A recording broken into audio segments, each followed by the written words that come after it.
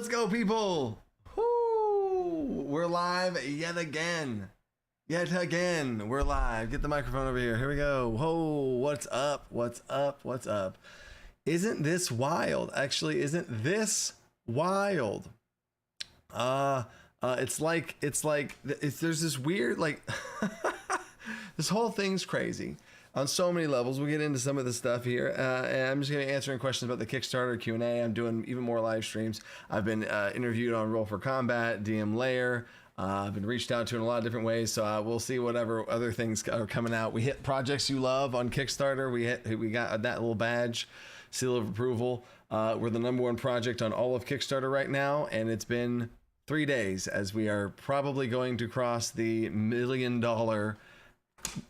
I can't even say it. We're gonna cross the $1 million funding. I still can't say it. Threshold during this live stream. So let's go, people. What's up? What's up? All the familiar faces. Oh, that TN Tori. Let's go. Let's go. TN Tori. Have you emailed me yet? Let's go. TN Tori. I was literally like walking in from today, walking in this morning, and I see this video, and it was like, wait, what's this? This like cute little animation with like a D&D and like a character walking in this direction. And I click on it, and I found the most lovely video from TN Tori, who is a content creator, animated style, whole situation, explained DC20 beautifully. TN Tori, props and shout out to you. Check her out, y'all. It was next level. Super cool. So I left your comment. I don't know if you saw TN Tori, but I see you in the chat here. Huh? Positive energy from the community's full of positive energy. It's insane. You'll know. I'm sure it happened in your video and all this stuff. It's awesome. It's so refreshing, and I am blessed to have this community soaking up and getting behind. How many people? 9,547 backers. What? Hydration check, people. Make a hydration check, all right? Yeah, there's been so many content creators making stuff. It's been crazy. And then you have people like Swordplay and Sorcery, who's been making videos. Slow Your Roll, been making videos for a while. Pocket Dimension jumped in and played it. Pete D&D's been playing it. Across the board, there's been so many content creators have just came out of the woodworks to make this. I've reached out to a bunch of them, but then I've also Bearded Tabletop Gaming, another one, and it's been crazy to see the ones I've found and reached out to of all sizes, and then the ones I've just found. They're like, hey, what are you doing? What are you doing making a DC20 video? Email me. Let's go. Let's bring you into the. Let's go. TN Tori, where'd you go? TN Tori, where'd you go? Or was TN Tori only here before the stream started? Oh, TN Tori, you better. Where you at? What's up, people? Love the video. You see, Trothgard saw it. And then Catherine Reeve. Oh my! I don't know how many memberships you've gifted at this point. That's awesome. That's amazing. Thank you so much for that. That is next level. Super cool. More neat green names in the chat. Let's go. Hey. I tried to respond to all the comments. That video is more than triple my others. It was a lot. So excited for everyone in the system. I've seen so many new channels too. Heck yeah, TN Tori, let's go. That's cool. Cool. So we're gonna do a Q&A about the Kickstarter. In general, I do. If y'all did not know, Coach Con, DC20 Con. That's funny. What was I saying? Oh yeah. So, I normally do live streams every Tuesday night at 8:30 Central Standard Time. That's what it's always been, right? We did the beta #1 live stream. We're doing that. We're going to keep it rolling, right? I'm going to be doing these Kickstarter live streams randomly, purposefully at different times. So like I did one later at like 9 o'clock at night, and then this one's at like 2 o'clock. I'm going to do another one like next week sometime at the beginning of the day, just to try and account for all the people from across the world that are jumping in on this, right? Orman, there you go. DC20 Con, heck yeah. The one with the gun, I'm almost a millionaire. No, sir. No. This money that's coming through is going to be immediately spent in lots of ways. Tens of thousands are going to be gone immediately as soon as the Kickstarter closes, based on ads, based on Kickstarter taking 8%, based on everything that has happened before here, all this other stuff. So there's going to be a ton of things to then just pour all of it back into the DC20 bucket to send this on to be something massive, right? Because that's what y'all deserve at this point. That's nuts, right? Excited to play. Let's go, David. Let's go, David. The spread backers globally interesting. Is the spread of backers globally interesting? I'm not surprised by this global backers at all. Throughout the entirety of my career, I guess you could say at this point, I've had people from across the world for sure. That's like always been a thing. Told a bunch of people at DC20 they hadn't heard it yet. Hey, I'm saying they haven't heard it, but then now it's called social proof. You know what I'm saying? Before it was like, hey, there's this guy that used to homebrew D&D and he's got some kind of cool ideas, I guess. Action point, but I mainly played, I'm used to, that's Pathfinder. That's basically Pathfinder. Wait a second. And then it keeps going and it keeps going and like, oh, there's all these different people. This is something different. Something crazy is going on. And then people are like, okay, let me check this out. And then So I think people, this big number is giving people causing them to take a second take. And when they take that second take, apparently they're like, oh, you know what? Let's check it out. So heck yeah. Colin, back to Alcantar's Almanac, and now you're back DC20. Let's go. Immediately backed it. Scott Cat said, immediately backed it. Sounds amazing. It's also so cool. It's so cool for like the whole spectrum of the community, where you have people who have been with me since the beginning, when I was in my guest bedroom at the other house with a tripod, filming things on my phone, editing on my phone. Terrible. It was just lamps that I stole from around the house. That progression, and then making content, and then Alcantar's Almanac, and then going full time, and then, hey, I got this game idea, and then this stuff, and then launching it on Kickstarter. So there's people that have been waiting into this whole journey, and then there's also people like, what's DC20? Oh, sure, that sounds cool. Let's do this thing. So I love both of those. I love both of those, and it takes all of that to have the community that we need for this game to go off and do what it's going to do. So I love the full thing, to see somebody be like, sounds awesome, let's do it. And then now you're part of the community. It's just so cool. Jason96 says, what is DC20? Whew. Well, buddy, if you ever have had the question of what is DC20, where can I, I'm going to go, can I do this? Then you got a one single page that'll just literally paint the picture for you. In as big of a way as you ever could, because if that question's ever been answered, it's been painstakingly answered in this whole thing, and that video. I mean, this video here pretty much is my best shot at just like painting the full picture for all of that. So heck yeah.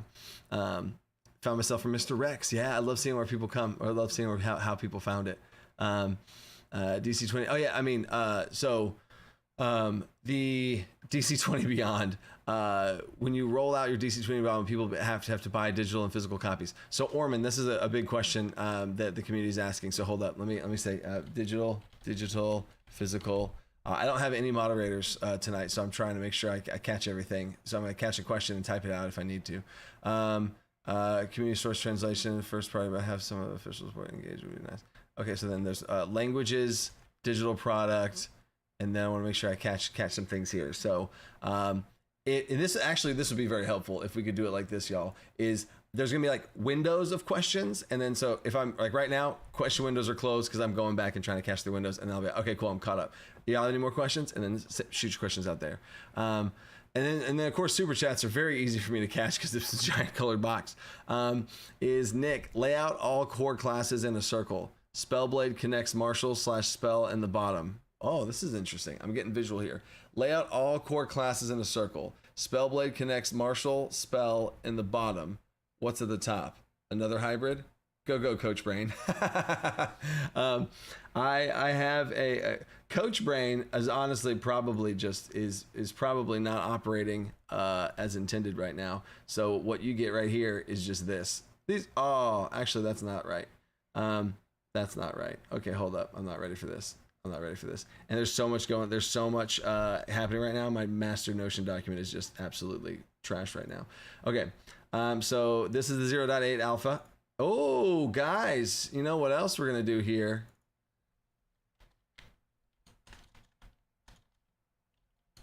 Whoa. Whoa, that was kind of cool to do that on stream. I know that might seem dumb or seem like, oh, he just changed the word alpha to beta. But dang y'all, that's crazy. Anyway, so these are all the classes. These are all the classes. So, because if to answer Nick's question, I don't think I would put them in a circle in the first place.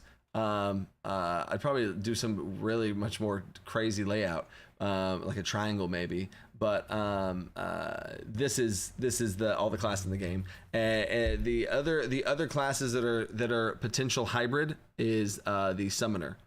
The summoner is the other one that might be a hybrid, or it might be a spellcaster, right?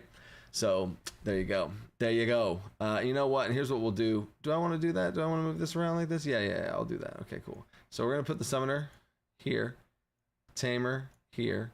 We're gonna grab the shaman here and the shapeshifter, right? Good old scion, you know, the scion, and elementalist, right? So, and then artificer, of course. So then we have 3, 5, 5, and 13. Perfect. Okay. So then we have spellcaster, marshal, and then ooh, interesting. So we can't have another the artificer. If we make the artificer hybrid, that's I don't want to try and game it to where like, oh, we have to have this even number of spellcasters and marshals and then corrupt game design based on the dumb premise. But there we go. Summoners slated to be a hybrid is probably the secret answer to that question you were looking for. So there's that. And then I got the 2 questions here. And then let's talk VTT. Oh. We got another super chat. Hold up. Oh, we got 2 more. Oh gosh, see, now I'm behind on super chats. And it's all just gonna it's all gonna go crazy from here. We gonna hit 1 million in the stream? I think so. I'm gonna stream for about an hour, so we have another 45 minutes to raise 10,000. And at the rate that y'all been going, I mean, shoot. And then give you one. Oh, see, love multi-classing, Sir Dalagad. Appreciate you. And I think multi-classing in DC20. It's done the way that I think it should be done. I mean, as is all the parts of the game, I guess. But popping in to pay the fee, keep up the hype. Appreciate you, Wolfgang, paying that fee, paying the hype fee. Malefic Mist. Don't mind me, just giving some money. You usually stream when I sleep. All the love, coach. KS is bonkers. Congrats. KS is absolutely bonkers, y'all. It's so bonkers. So yeah. Oh yeah. We can talk about some stretch goals. We can talk about stretch goals here too. Tricos.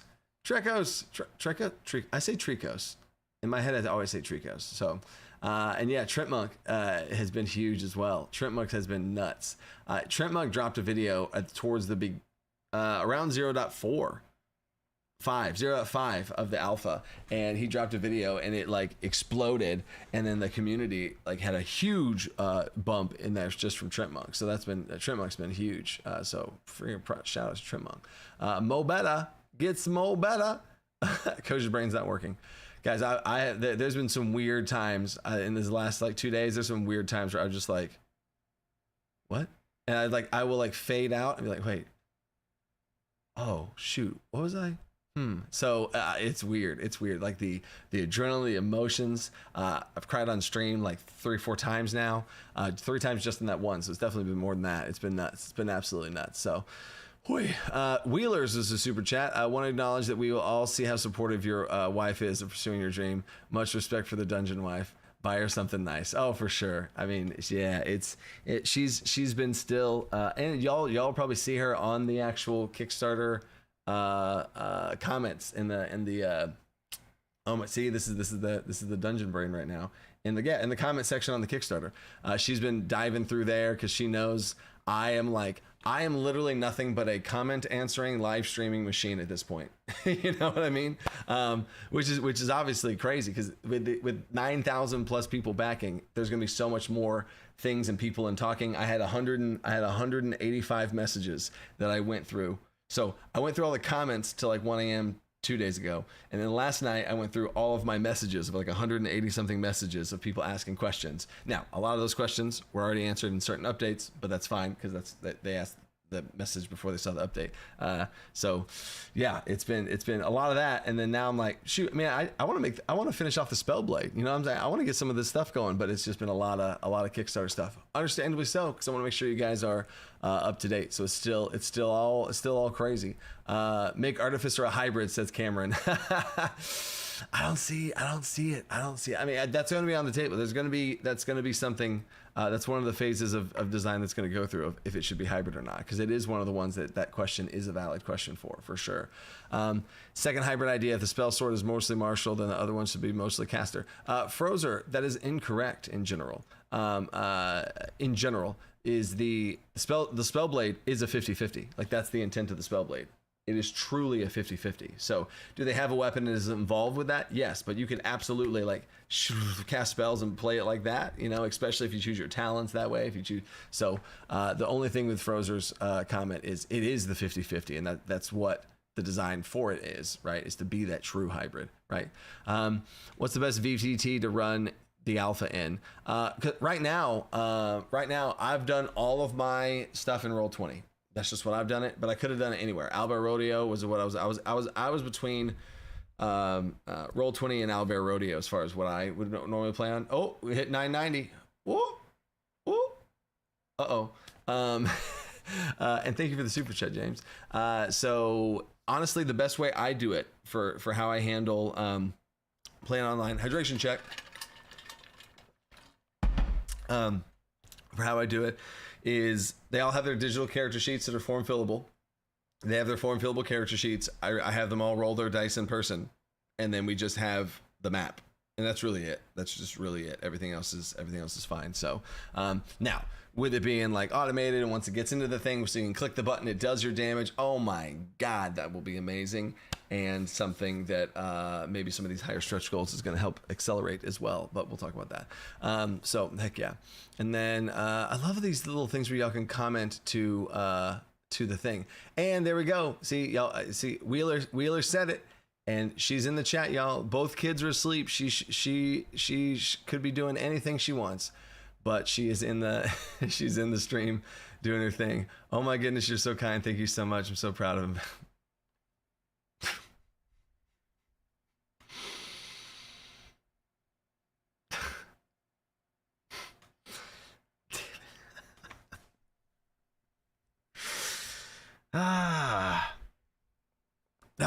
Damn it, Wheeler. Oh, okay. Okay. Yeah. This is just what this that's just what this whole week's gonna be about, huh? So yeah, this is the feels, y'all. It's just so crazy. I remember seeing before the stream, I was reading through comments, and somebody's like, I know this has been a long journey for you. I've been here since, and they said like, you know, since like 10,000 subscribers. Like, that's whenever they like saw me on YouTube, which is a while ago. They're like, it's been a long road to get here, and wow, it couldn't be happens. And yeah, it has been a long road, a long road. So yeah, hydration check. Okay, it's getting hard to keep up with the chat. Yeah, I know. And if I have to keep taking cry breaks, it's going to be impossible. Okay? It's going to be impossible, you guys. Come on. Mitch Daniels, hey, congrats on your team getting this off the ground. Huge accomplishment. Will there be rules for XP for character progression? Yes. There's going to be XP rules and milestone rules, and dare I say, a hybrid rule of how kind of I like to run it and stuff. But that hybrid rule might be in the advanced gameplay guide. But for sure, XP and milestone will be done.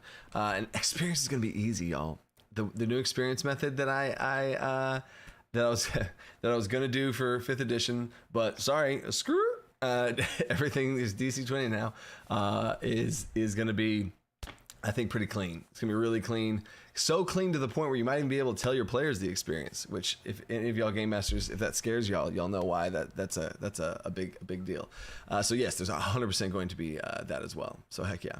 And then congrats on the. And then I just saw another comment from my wife responding to Wheeler that I tried to avoid to not cry again, but this I have to say, couldn't do without you guys. I mean, there's gonna be a complete full thank you video that's gonna be interesting for me to get through as well. But once the Kickstarter closes, but if if it wasn't for you guys, I would be a guy that has some cool ideas and made a game with that my friends play, and that'd be it.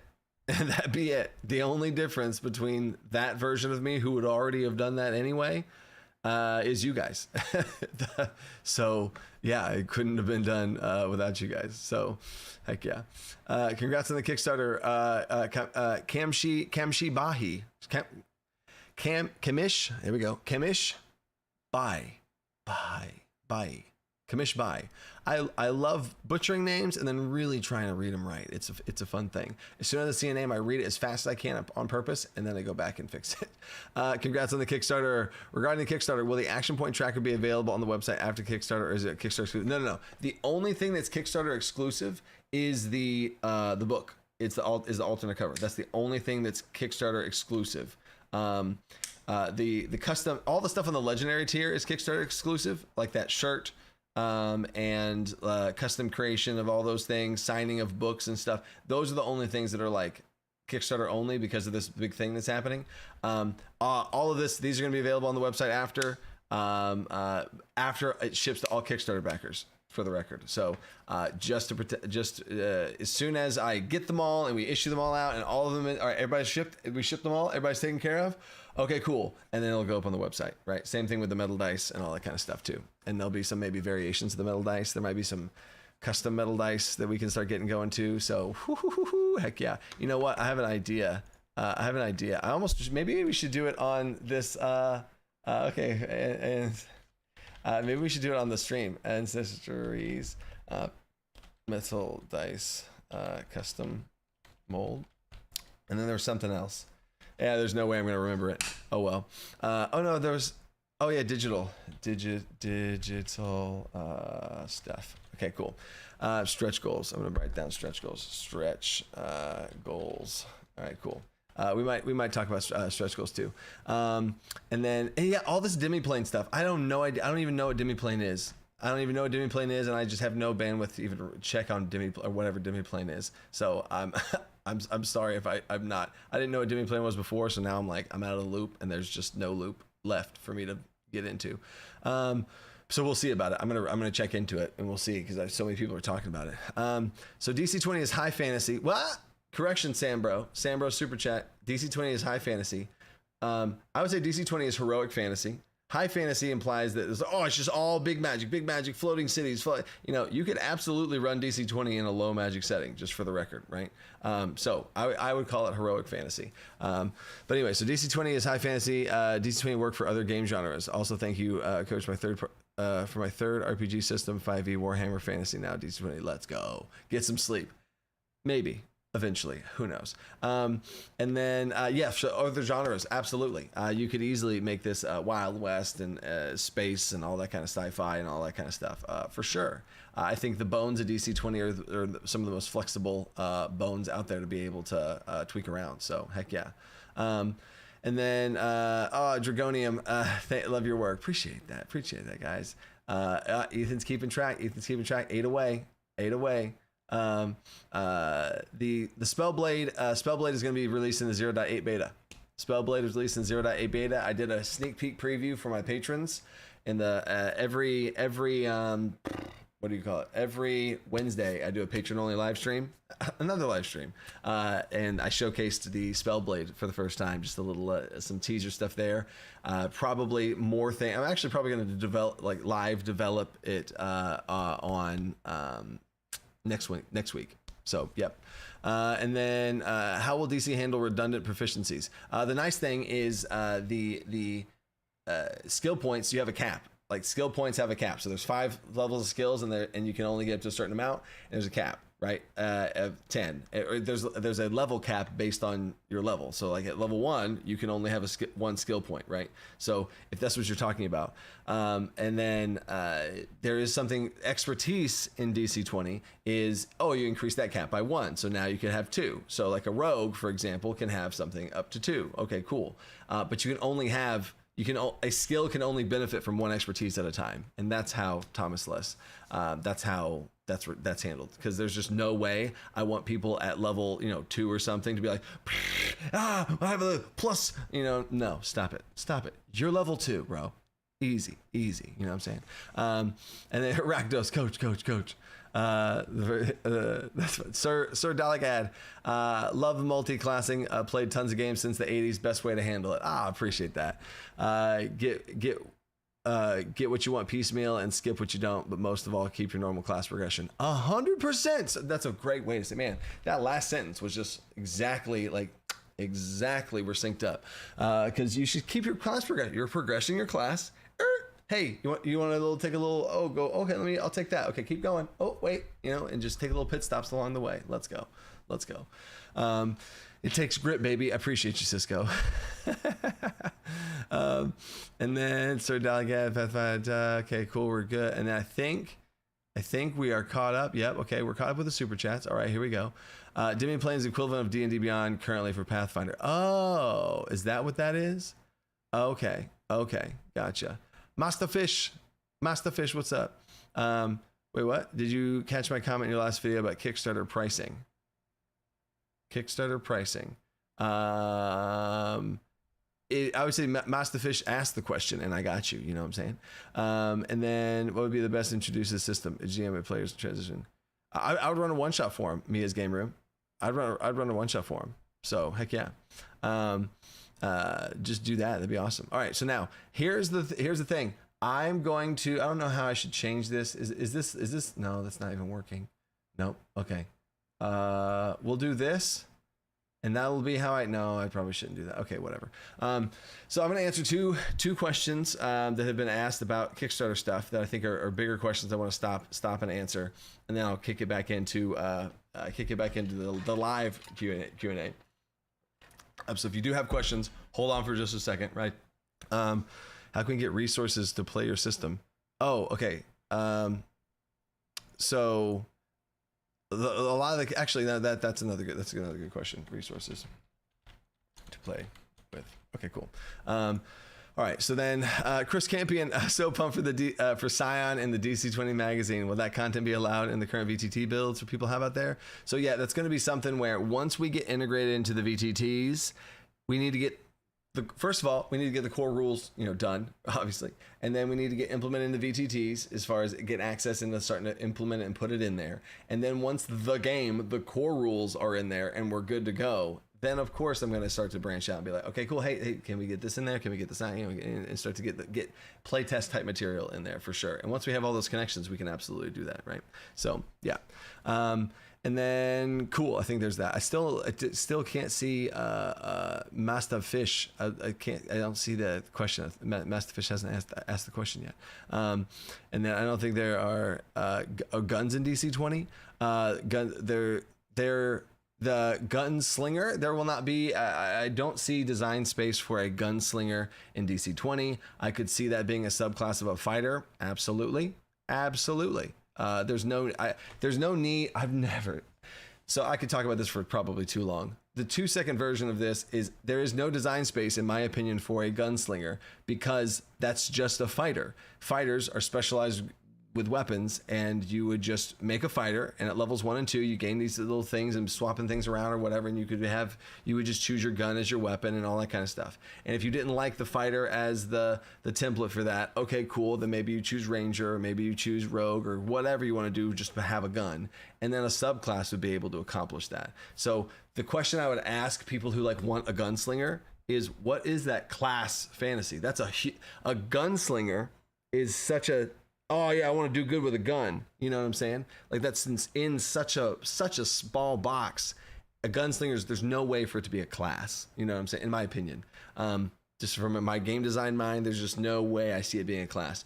Will there be a cool artificer subclass that involves a gun? Yeah. Fighter with a gun? Yeah. With it, I could totally see that. You know what I'm saying? But I just don't see it for a class, because then the class, okay, well, it's the subclasses do. Okay, well then now we're stepping all over Ranger's toes. We're stepping over Arcane Archer's toes because that's the Spellblade. You know what I'm saying? So yeah. So I've never been a fan of gunslingers, and I don't think they have a place at the round table, if that makes sense.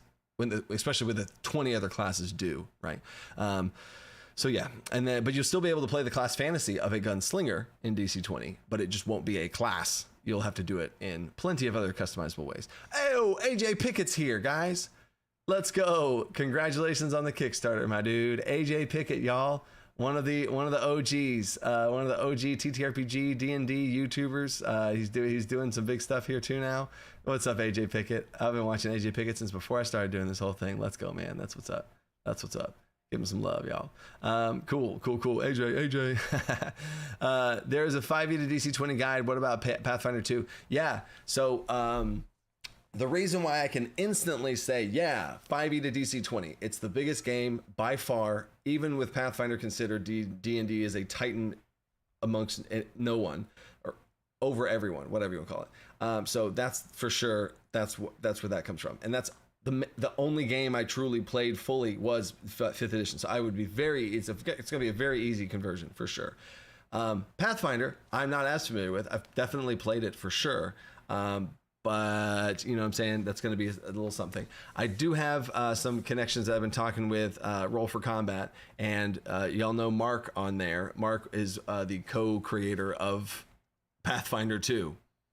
The guy created the game, and me and him have been talking. I was on their live stream the other day, and if y'all saw it, me and him had some riff moments where it was like, I felt like I was like a kindred spirit. I was sitting across from me. He said something. I was, and it was really cool to talk with him. So we might have more of that coming in the future, and he might, you know, I would absolutely invite him to be a part of that. I might, you know, we'll work something out with that. So absolutely could see, I absolutely could see something like that happening if there's enough interest for it, for sure. So, hey, let's go. AJ, much love to everybody. I'm excited for DC20. Yeah, let's go, AJ. Let's go, AJ. Magic crafting system that makes sense? Absolutely, Frozer GM. Crafting system is one of the things I'm the most excited to release, because if y'all didn't know this, Alcander's Almanac was my first Kickstarter, 5th edition expansion guide, etc. And in Alcander's Almanac, the follow-up to that, the second year, like the next year's Kickstarter, was going to be a crafting system. You're able to craft and all this stuff. There's a crafting system, how you hit monster parts and this and that, and all these other. I would have released it before Ryoko's guide. You know what I'm saying? Who knows?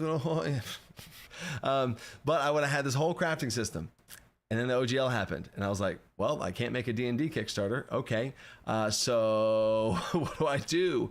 And then all of that content that was written for that is being put into DC20. So absolutely, there's going to be that one, right? And a reminder to anybody, if anyone backed at the physical level in the first 4 hours, if you got a physical product in the first 4 hours, change your tier. Because if you didn't know, all these tiers at the bottom, if you have any of these tiers that says all gone now, where is it at? All gone. If you have the hardcover tier we have no picture on it, you got the wrong tier, and there's 126 people that still have that one. And then the core set, 157 people still in the wrong tier. Deluxe tier, yes, and I can close this one. That's what my wife's excited about. And then there's this one. So if you have that tier, go in, manage your tier. It's all in the update number 2. Check update number 2, and you'll see it there. So heck yeah, cool. All right, so then adventures and common. Okay, cool. Sorry. So let me answer these 3 questions that have been lingering, and then I'll go back to the chat and answer some more questions. So, shoot, it just says digital physical. What does that even mean? I wrote down a question, and I just wrote down digital physical. What was I even talking to myself about? Digital physical. What does that mean? Digital. Oh, got it. So in VTTs, there's this thing that's really annoying in the community where you buy the book, you know, and then you sometimes and you buy the PDF, and you've bought the book and you've bought the PDF, and then well then shoot, now you want to play online and you gotta go buy that too, and you gotta go buy this here and you gotta buy this, and you gotta keep rebuying the same dang content over and over and over and over and over again, right? So that is something I want to do right. I don't want to speak to how I want to do it right, but I just want to do it right, right? I don't want to just charge people every single time that they buy the same thing to be able to play in different ways. You know what I'm saying? Ideally, all these systems would just be universal, and ideally there'd be, I could see the technology coming in the future where there's just like, hey, I've bought it. I have this global code that I have, and I can use this code one time on per thing. So that my idea, I don't know if this is possible, I'm looking into it, is that you go get the hardcover, cool, there's the hardcover. And if you get the PDF comes with a lot of stuff, right? So I think, and again, don't quote me on any of this, please. And I'm only going to do the way that's the most fair. And I think what I'm about to say sounds like a pretty cool, fair way to do it, is if you buy the PDF, you also get this code, and this code can be used in certain ways in these other places to either give you an absolute discount or absolute free or a discount or something, to be able to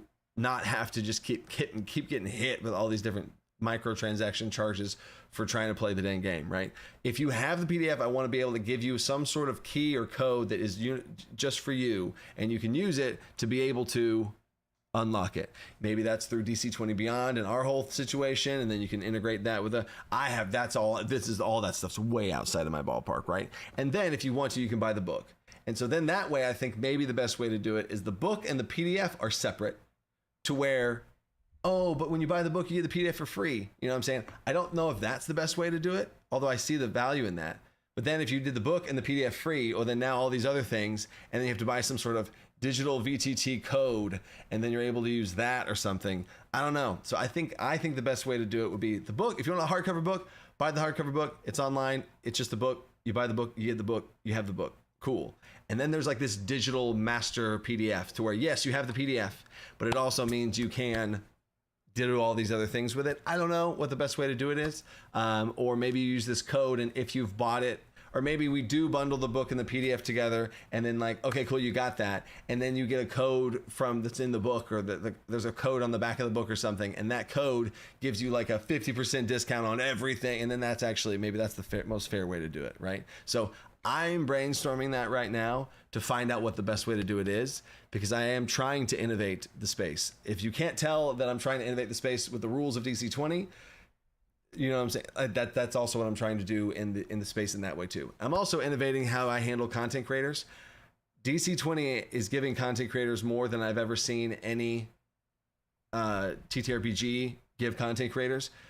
I'm giving content creators publications on my website to be able to show on my website of like where that is. I'm giving them, I'm going to have a marketplace where they can show stuff that I'm not going to take 50% cut on what they sell, because they made it, not me. I didn't make it. That's crazy. So I'm going to be giving out exposure in that way and not charging crazy huge things. I'm doing the orc license to just let people make content and not jump on that. I'm even giving content creators affiliate links to where if they generate traffic towards me, I give them a cut of that.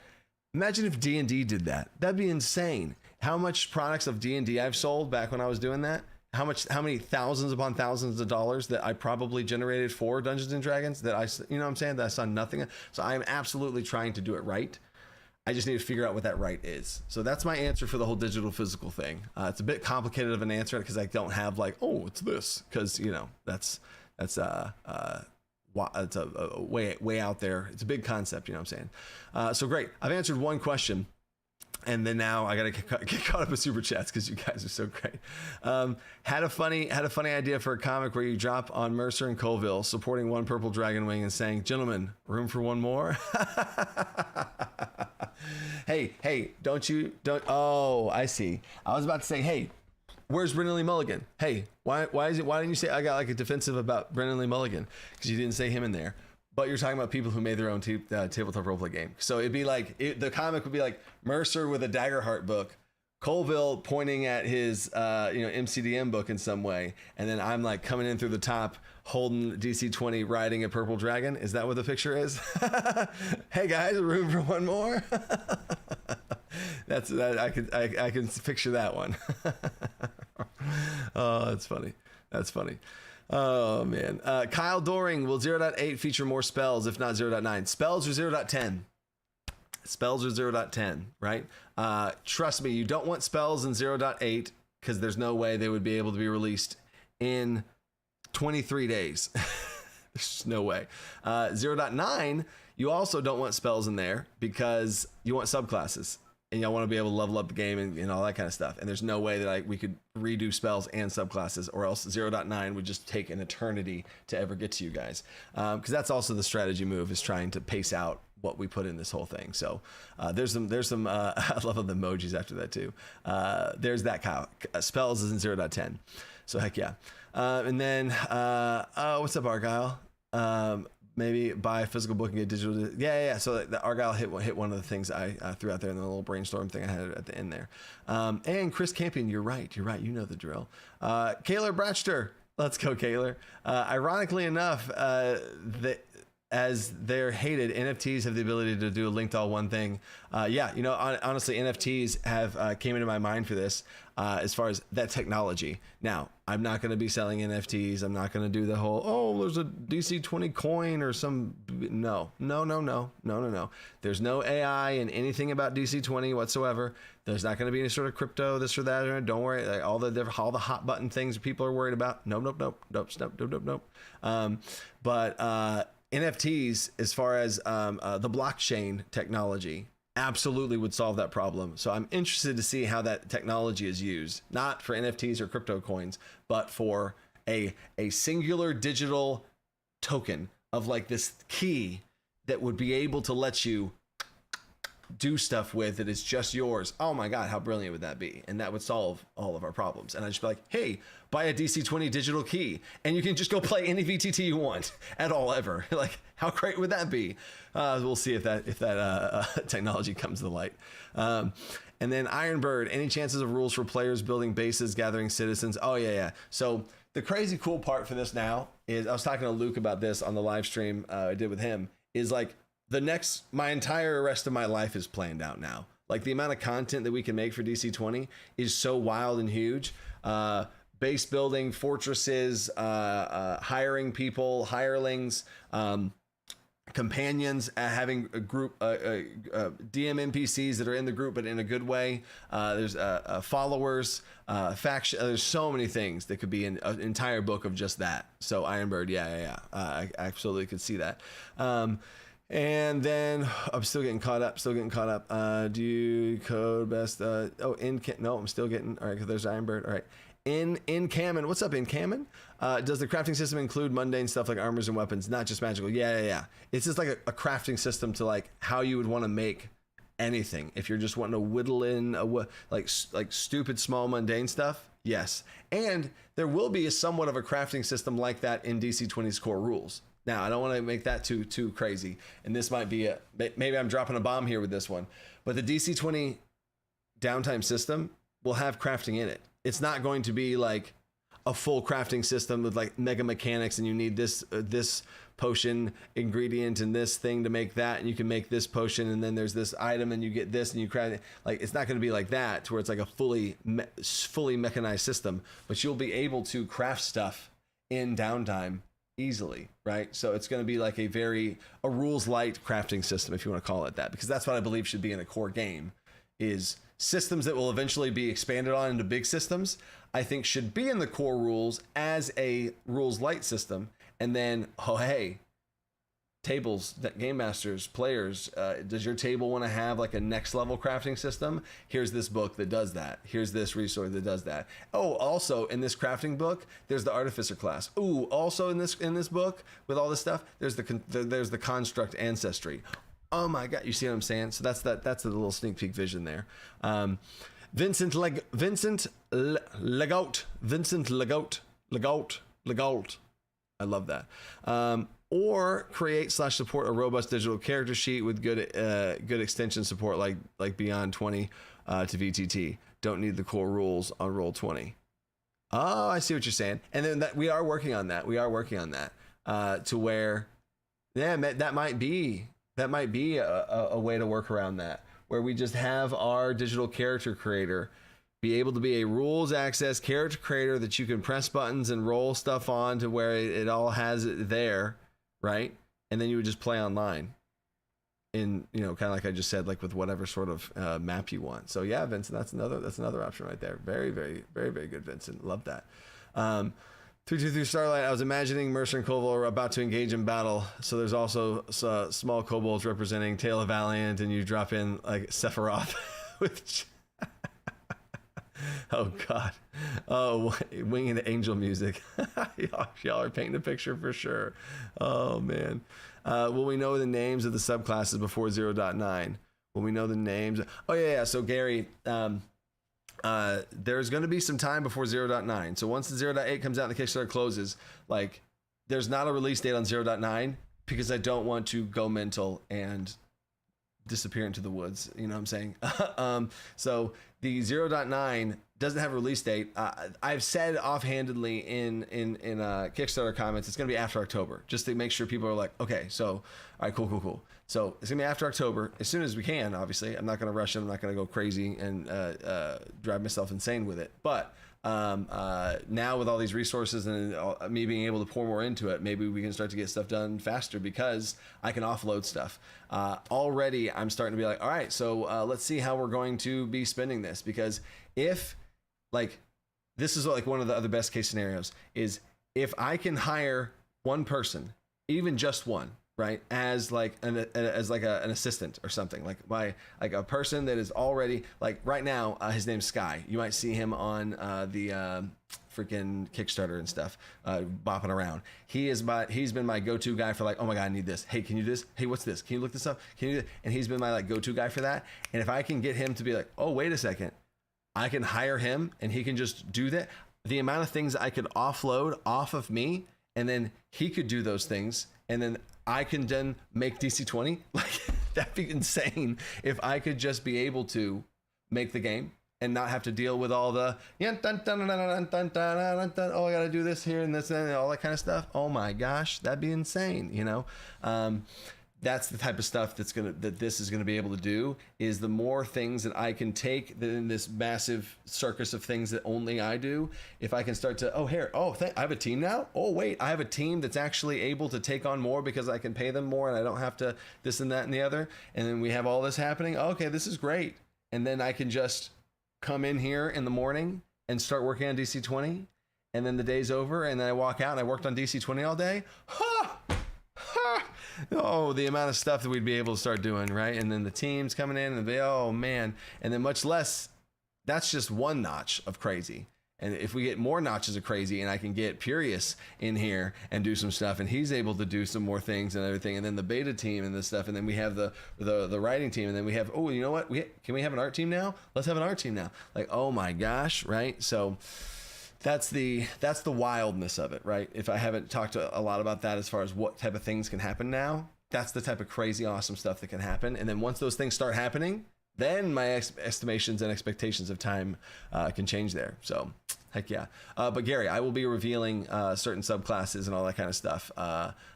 First to patrons, props to the patrons, shout out to them, let them know and stuff. And then I'll be talking about there'll be Kickstarter posts that I'll be announcing some stuff and sneak peeks and the DC20 live streams and whatnot. So yeah, there'll be definitely y'all be getting some heads up. So heck yeah. AJ Bernard, I'm so excited about all of this, coach. This is huge. Congratulations on what is already a smashing success. Thank you, AJ. Appreciate that, AJ. Let's go. Majora's Might. Oh my gosh. The Majora's Might is in the chat.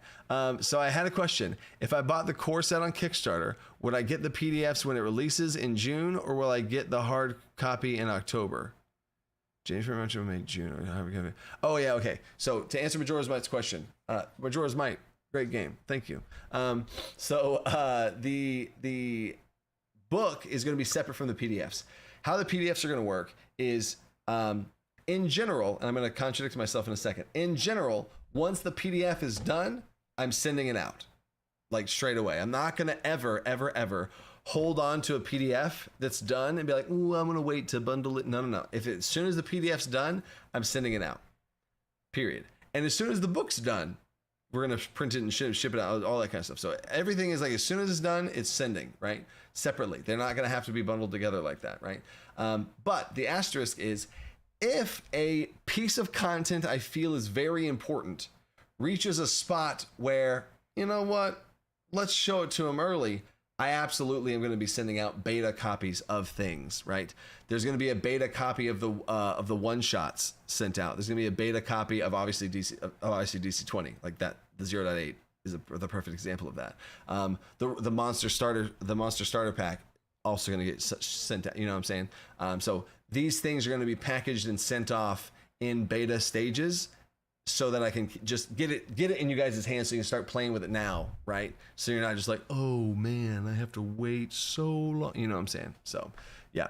And then oh yeah, Kaizo wants to know if there's going to be a plasmoid race. What's funny is I have a whole list of ancestries, and at the bottom there's like 3 or so that I'm like, and plasmoid is one of those. So that's what I'll say about plasmoids. That's funny. Okay, next big question that I want to answer. Is all the translation stuff. So the one thing I'm confused about is people keep talking about like localizations of something where like people just translate it like themselves in the community and then they just release it or something. So I don't know about that. That seems in general counterproductive towards us doing it and releasing international content, because I see it in one of two ways. I don't see both happening. And again, this is just the top of the surface. Oh my gosh, we're 6,000 away. That's crazy. The big picture surface here is either DC20, like us, like me and my team and all these things, either we pour the resources and the thousands of dollars and time and reviewing and getting people to rewrite and translate and all this kind of stuff, because translating also in general, there's a quality control aspect to it, because I also don't know the language. So if I don't know the language and I have somebody translate it, I got to have other people confirm that it's that. And I can't even make sure that it's said in the, you know how like an amount equal to, like there's an efficiency to how we write things, and there's a similar structure to how we write things. And whenever you write a class feature, it looks a certain way. When you talk about an attack, it looks a certain way. So how does that look? one AP, what does that look like? Also, as a side note, there's an interesting thing we're going to be working on. I saw another comment, and this is something we're going to be doing, but we might do it in the book as well, where there's like symbols for action points and a symbol for stamina point and a symbol for mana point. So that's a bit more, clear to see. So that'll help internationally. But what is an action point abbreviated in other languages? Like in Spanish, what is action point in Spanish, and what is it abbreviated? And does it match up? And is it the same letters as stamina point? Or they have the same word? So like spell point versus stamina point, both are SP, but we use mana point. So these type of problems, the amount of time it's going to take would be a massive chunk of time and resources and all of that stuff. And that's why people just don't do it. That's why big time companies and stuff don't do it. So I'm going to be going down that rabbit hole to see what that looks like. And I have nothing but the best intentions to want to do that. I want to spread this around the world, of course, right? And I want to see the best way to do that. If I want to do that and want to do that for the community and pour all this time and effort and energy and team people and all this resources into that, what would undercut that is for the community to be like, oh, you know what? No, I got it. And then like translate it in the local community version that's just given away for free in some way. And then now that just goes out into the ether. And then there's this now player base. The first language popping in my head is Portuguese, because I think it's one of the most requested ones. So if I'm doing all this thoughts and work and development to try and translate into Portuguese, and then somebody does this local version of Portuguese, and then now they have the thing for they have the PDF in Portuguese, and then it's given away for free, then I'm like, well, why am I do? You know what I'm saying? Because then why would somebody already has a translated good enough kind of in Portuguese? Why would they? You know what I'm saying? So that's the part I'm fielding out. So I'd almost just at that point ask the community, well, do you want me to do all of this massive amount of work, or do y'all want, so that's kind of where I'm in this weird, the weird spot there. So, yeah, that's changed into green. What's green? And then, what else is there? So yeah, that's the other thing I'm trying to feel out and try and field in this big old craziness, right? So there's that. And then okay, Kickstarter hardcover. Okay, we got that question, and then we had another super chat.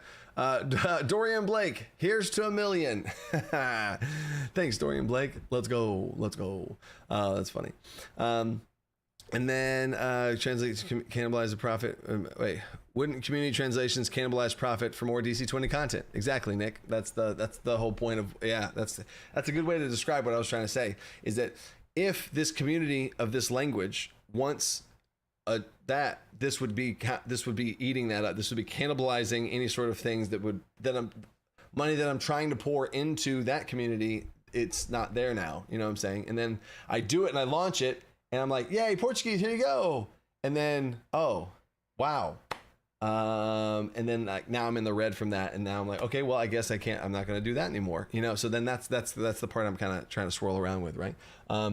Jose Fontana, hey, Alan, DC20 is great. Appreciate that.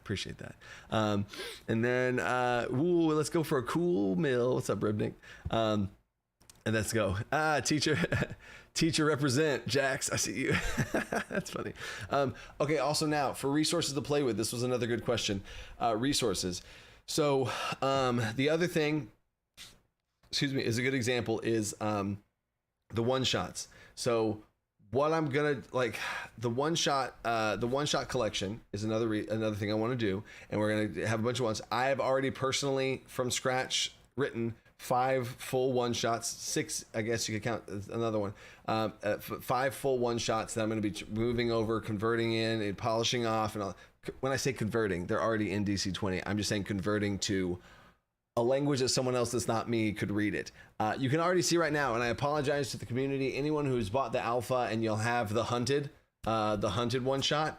Those stat blocks are not stat blocks. That is my wild brain in a Google Doc / Notion document, typing things out in a way that I would understand it. And then there was a time where hey, we need to play something. I'm like, man, they need a one shot. You know what? And I just copy paste, and then we cleaned it up, and then hey, let's get it to you guys. So that's what that is, right? That's nothing professional, right? That is an absolute, that's the most alpha thing in the whole thing. The DC20 rules are in a far better spot than that one shot is, you know what I'm saying? So I want to get ready, prep, and send out one shots and things like that as soon as possible. I'm also interested in free community stretch goal. One shot. I'm interested in this. So we are going to do this. We are going to do this right now. I have a poll that I want to send you guys, and we're going to do the poll here for another stretch goal that I have that I thought of. Hey, Agile Monk, we need more members, making this fun. And then he gives 5 members. Let's go. Agile Monk, a member already himself. We need more members. And then shoots out a bunch of memberships. There you guys go. Appreciate you. Let's go. And then Jason96, welcome to the team. Yeah, we got all the green names in the chat. Yeah, that's what's up. Mun Druid, on the $1 million hype train. You're doing amazing work, Coach. Appreciate you, Mun. Thanks, Mun. Thanks, man. See what I did there? I like that character art too. Thanks, dude. 323 Starlight, gotta head back to work, but if I miss the big $1 million moment, allow me to say in advance, congratulations, and let's go even further beyond. I think 323 Starlight, that was a Dragon Ball Z reference, and I appreciate that, as you know. So, heck yeah, that's what's up. Thanks for all that. Yeah, that's the cool. It's always cool seeing people get little, get gifted members and stuff, and beyond. Beyond D&D, no, there's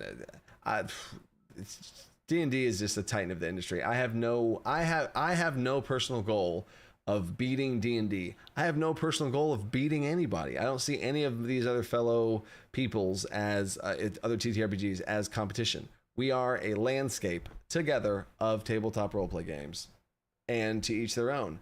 I am a heroic fantasy game.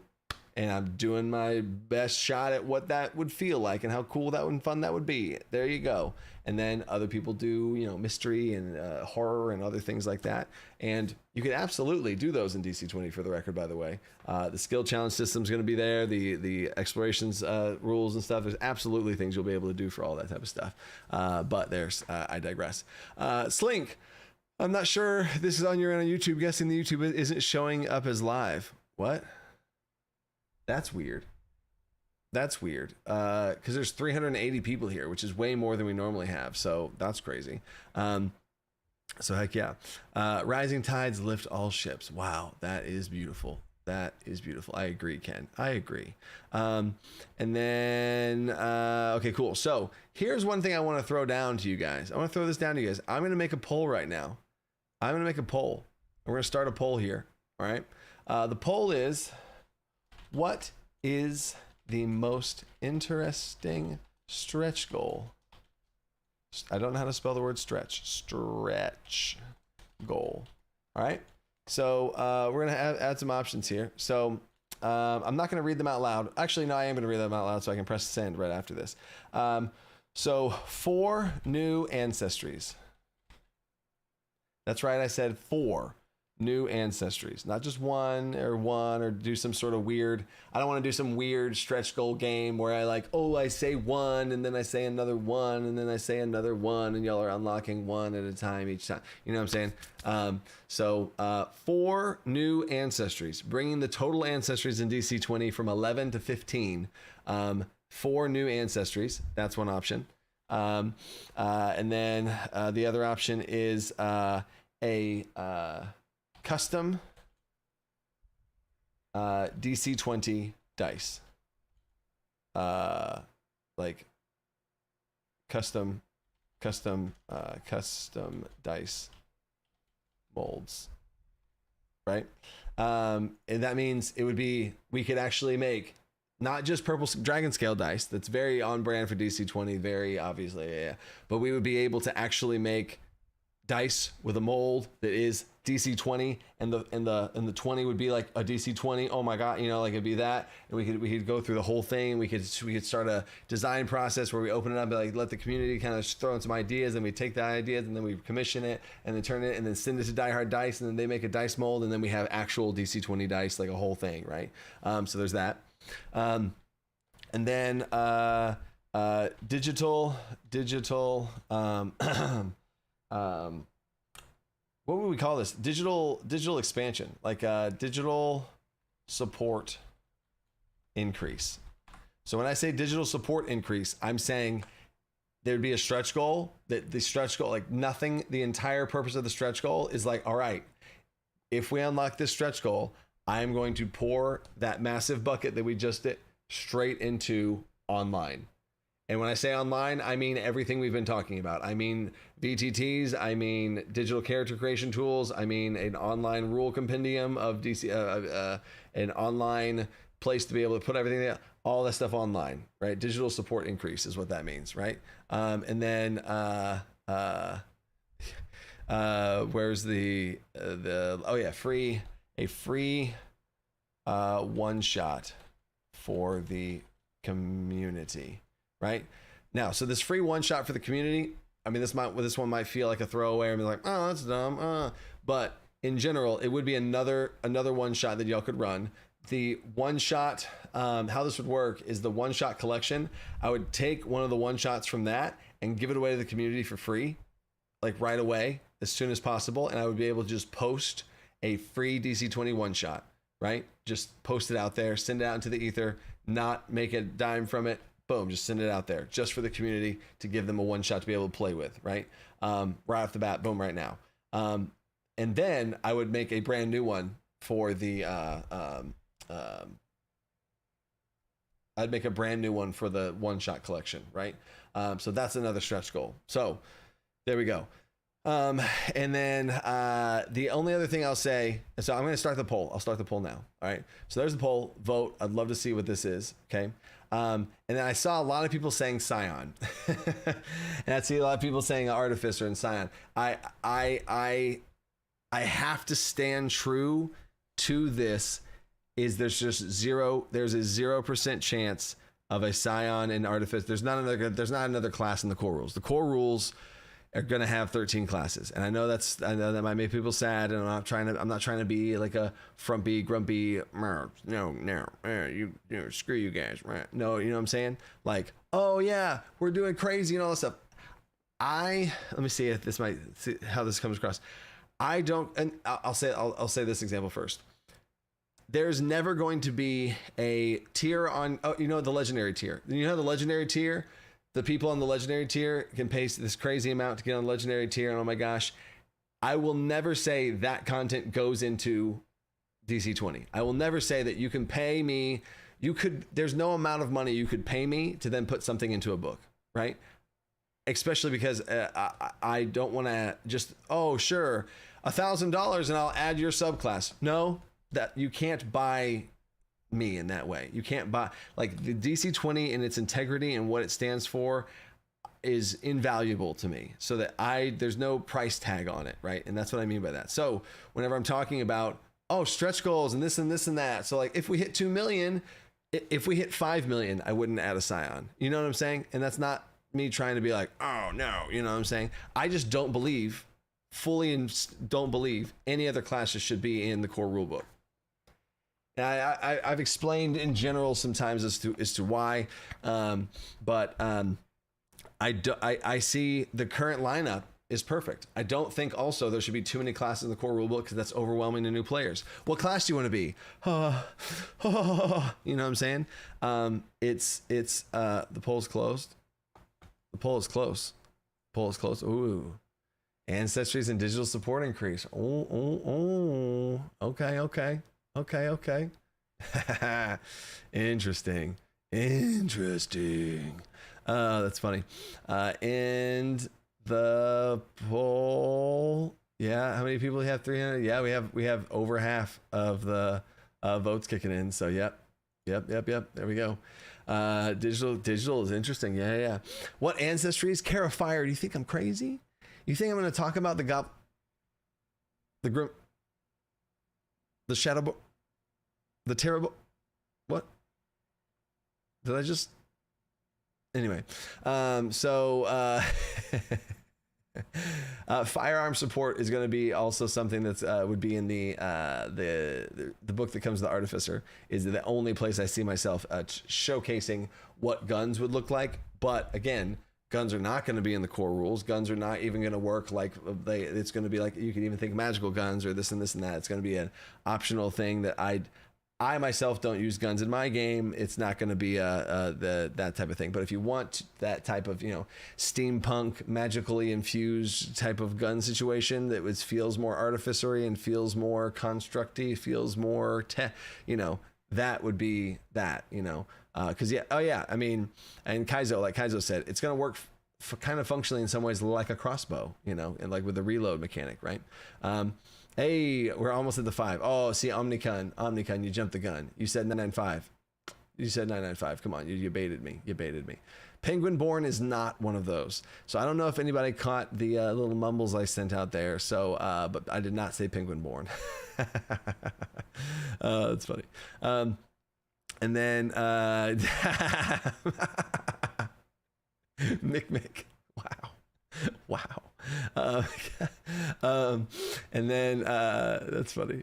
Coach Born ancestry. No, that's wild. That's funny. And so what was I even talking about? Oh yeah, the stretch. We already talked about the stretch goals, and I was talking about classes. Oh yeah, the Scion. So I just don't see. I see exactly where I see the I see the Scion being in DC20 in the future. I just don't see it in the core rules. So there's that. So even if we hit 5 million, there's not going to be a Scion. I apologize. And then. Yeah, so I mean, like Christian said, Scion was something new and piqued the interest and all that kind of stuff. So Scion's going to be one of the first. Scion is going to be released in the first DC20 magazine. On Patreon, there's going to be a DC20 magazine, and as this keeps doing better and better, I'm going to have that be more and more available. It was originally going to be at the $15 tier. I've already brought it down to the $10 tier, And if things keep going crazy like this, I might just bring it down to the $5 tier, and just to have, all right, DC20 magazine, here you go. And then it's gonna be the Scion, is in the volume 1, is the Scion and the Cyborn ancestry. Whoa. Wookieeborn, oh, solo with company. Wookieeborn is close to one of the 4. That's really funny. So solo with company. I will say Wookieeborn is close to one of the 4 that I mumbled out there, but they're a bit too tall. They're a bit too tall for one of those 4. They'd be a bit shorter, a lot shorter, but that's all I can say. Okay, I've said too much. So yeah, and then DM Stevo, how many people are on your team of game designers? So the best way I would describe it is gosh, man, this would be like a whole evolution. So how DC20's worked is the evolution of it, the fast forward evolution of it is I've been making DC20 by myself for years. And then I had the game in a fully functional state to where I was getting close to be able to play publicly-ish, right? And then I brought my right-hand man, Purius, in on it. He's who worked with me on Alcander's Almanac. And I was like, hey, what do you think about this? And then we kind of like, basically how it was at first is I would like tell him the rule and he'd like write it better. He'd like write it word-wise better. Like, here's all the mechanics. And then he would like say it good. Because I'm not the best with words. I'm really good with ideas, but I'm not the best with words. So he would like structure it and say it in a certain way and stuff. And then it got a lot better in that way. And me and him just worked on it for another couple of months. I started releasing videos on it. I released the alpha on it. Nobody was working on DC20 in that capacity. And then there started to be members of the community that were like they really liked it, or they really picked it up and they really loved it. They were play testing it. And we started to have these certain little diamonds in the rough start to kind of come out and be added to the team, right? And then how the teams kind of look now is I write something and then me and Purius talk about it. And then once it gets through that, we're like, hey guys, what do you think about this? And then they give feedback on it. And that's kind of been how it works, right? And then with the new class rework that just happened, we've had these people come in and they're kind of combining, putting their heads together. So right now on the team, I would say there's like 8 people would be a solid number. And that's usually like plus or minus 2, depending on people's availabilities and stuff. All these people are just basically essentially volunteers that come together and just bring together ideas and just kind of talk about all this type of stuff. And then now with the class rework in 0.7, kind of how it works now is I will have a thing. I'll have an idea for a thing. And then they will make ideas for things. And then I show them, or I would say describe it like this. We both make things separately. Then I show them everything. I give feedback to them on their ideas. I chop off things I don't like and I assimilate things that I do like, and then there's this like gray area in the middle. We talk about that, we talk about that, we talk about that, and then now there's this new version, and it's this messy, nasty version. And then after that's established, then I take it back into my cubby hole. I think about it, I chew on it, think about it, chew on it, talk with Purius, think about it, chew on it, talk with Purius, and then I bring it back to the team. And then what do you guys think about this? And then we keep going through that process, and that's kind of how that whole thing works, right? Is just a little bit of the background there. Taveron's Keep. Taverons. That's a cool. Taveron's Keep. What about supernatural ancestries like Vampireborn and Lycanborn? Oh. So Taveron. Am I saying that right? Taveron. So there's going to be a cursed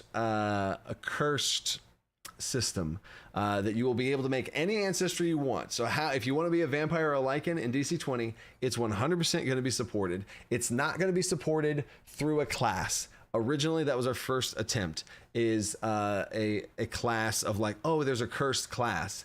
And we're going to have the cursed class. And if you wanted to be a werewolf or a Lycan, you would be the cursed class. And it would be this whole thing. But I was like, that's too much. That's too, you're putting yourself like that's maybe that's not your class fantasy. Maybe your class fantasy is to be this certain thing. Who got bit by a werewolf? Oh my God. You know what I'm saying? So there is going to be a cursed system that is another system apart from class, apart from background, apart from ancestry, that is like you put it on your character and there you go. That's going to be how that whole thing works. It is probably going to be introduced in the starting adventure. Is going to be the first place that you see it. The starting adventure, if you haven't seen it on the Kickstarter page, it is the Curse of Wolf's Peak. And yes, it has lichens in there, and I could probably see the first iteration of the cursed lycanthropy system be introduced there. And it's going to be something. It's going to be an add-on to your whole thing. So you could be a dragonborn that gets bit with lycanthropy. Hell yeah, that's sick. You could be an elf that gets bit with lycanthropy. Doesn't matter. So in whatever classes and all that kind of stuff, right? So that's I see the hydration check, Kyle. Appreciate you.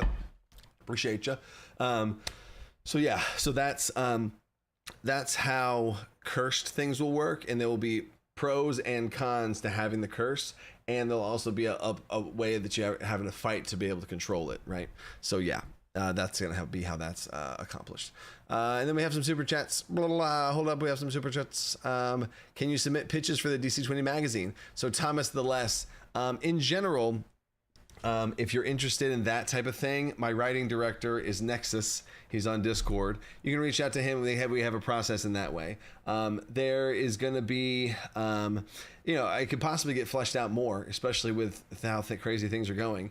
But there can be he's going to be the guy that's kind of the one who evaluates all that type of stuff and checks it out and thinks about this, thinks about that, and everything. So whatever you could submit, you talk with him and you work through that. And any people in the same way, like I said, the diamonds in the rough, they're like, oh wow, you know what, we like the stuff you do. It kind of matches up and meshes. Like, yeah, okay, let's see what you got. And then you could start to do stuff, because the DC20 magazines at first will be, hey, here's some cool stuff that I really just want to get out to you guys that I don't see fitting into the core rule book. That's honestly what the DC20 magazine is going to be about. Is there's a core rule book that I think certain things should go into. There's all these other resources where I think certain things should go into. And if there's something awesome and sick and cool like a Scion or an Artificer or all these things, the DC20 magazine is the perfect avenue for me to be able to give that type of content out. Give that content out to the people that support DC20 the most and keep pushing DC20 out and up and further. So yes, perfect. Awesome. There you go. And those people get to play test it and see it and tinker with it and mess with it. And they'll be like, oh, actually, you know what? And then now y'all are making the Scion better for when we fully release it, when it does get its time in the spotlight to be in a printed official release. You know what I'm saying? So I think that's perfect. So there's that, man. And then Chen Gongfu, hopefully hyped for the full release and all the great things that you and your team create in the future. Best of luck, coach. I appreciate it, dude. I appreciate it. I love that. I love your icon too. I love the text with the freaking red box around it. That looks super clean. I love that. Thanks, Chen. Kyle Doring. Oh yeah, I got my hydration check. I got you. How do you join Discord? Go to any video of mine on YouTube, and then it's in the social links. You're good there. And on Discord, I believe you can just search the Dungeon Coach, and we come up. So there's that. And then how are hordes and swarms of monsters going to be handled, where groups of minions are able to fight and control?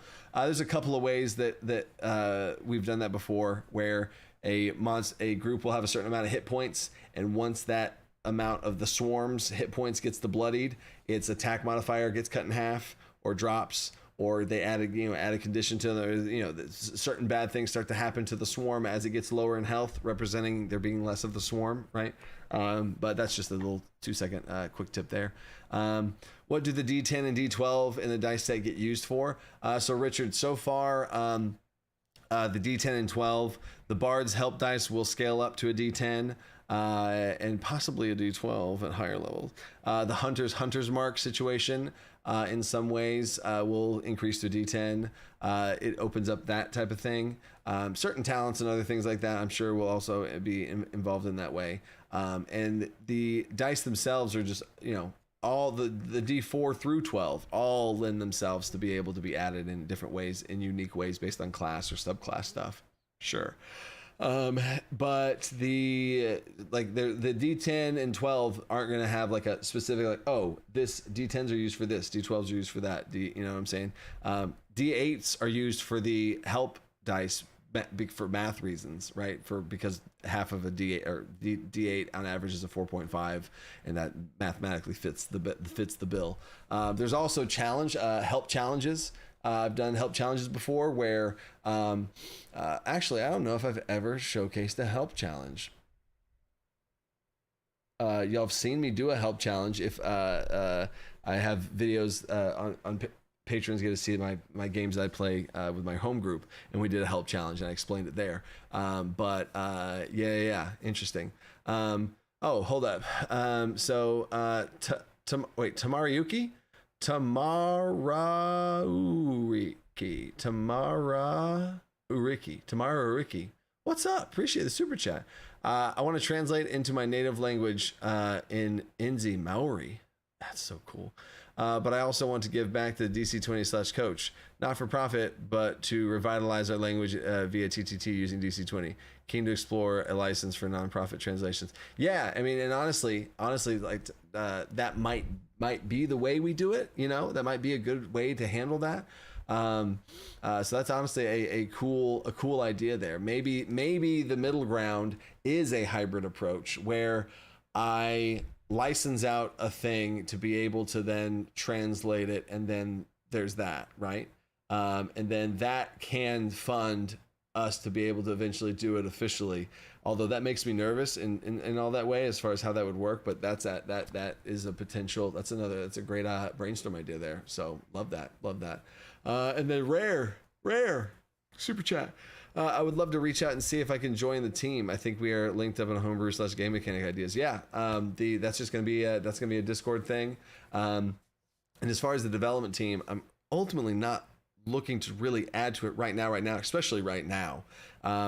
But in probably 2 months from now, and once things are rolling and rocking and we see what we can do and how many people we can bring on, then so I would say rare message Nexus or Purius on Discord and talk with them to kind of get things, see what's going on, and we can see how synced up we are.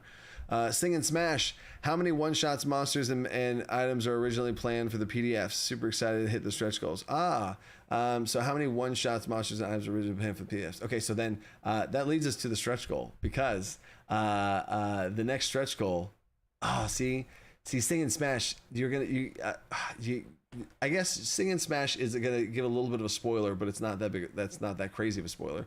So the original one-shots were five one-shots, and then we got 6 one-shots with that other stretch goal, and then now we're about to get another one-shot. But with all this craziness going on, right? I think what me and the team want to do, is turn the one-shot collection into adventure collection, and instead of adding another one-shot, we add another adventure. You know what I'm saying? And like start to be able to add like we add like an adventure. Right, not just another one shot, but we add like something that would be like 3 sessions long. Ooh, dang, you know what I'm saying? So I think that might be what we add. That's what might be what we call it now, because it wouldn't be a one shot collection anymore, you know. So there's that one, and then the magic items. I'll give you ballparks because I don't know what stretch goals we're gonna hit. The ballparks is about 100 magic items, and the ballpark on the monsters is about 50 monsters. And then I think that was all 3 of the questions you asked. There we go. So yeah, but y'all keep hitting these goals and it's unlocking them, and then we'll see how much higher all those types of things get. So yeah, there's gonna be a bunch. Much less. Rayoko's guide for DC20. Hey, Will from D&D Shorts loves him some DC20. He said it himself in his video. His words, not mine. That DC20 is his favorite tabletop roleplay game system. So that's just crazy to even think about.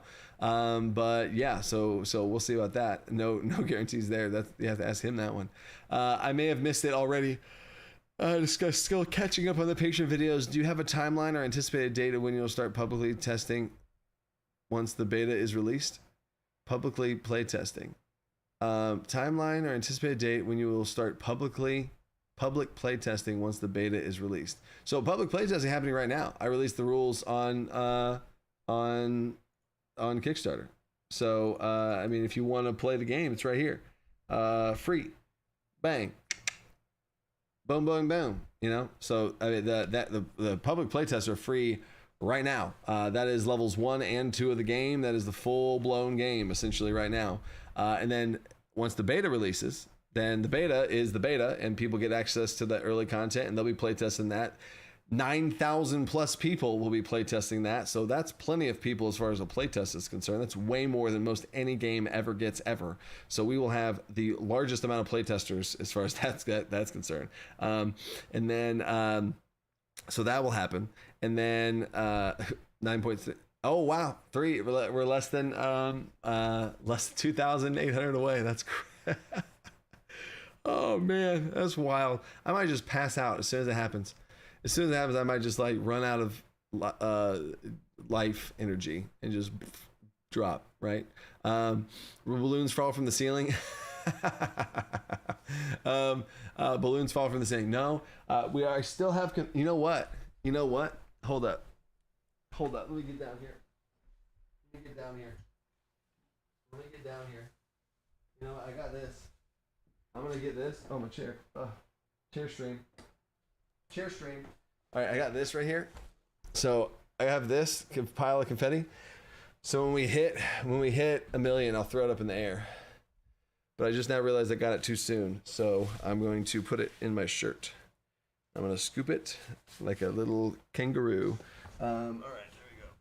Okay, so I have some confetti here. So when it happens, I'll just do this. I'll just go. There you go. All right. Anyway, the 7th digit is too much to handle. Oh, that's funny.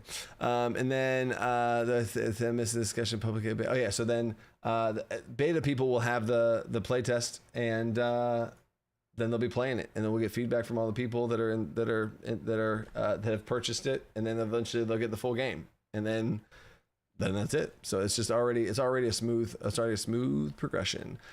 So there's that, and then I will be at Gen Con. Yes, I don't have a booth at Gen Con. Shoot, I should have. I guess. I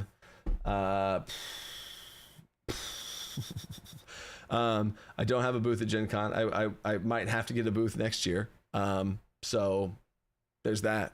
Yeah, if I got a booth at Gen Con this year, it would just be a waste, because it would just be they're so expensive to buy, and I would just be standing there.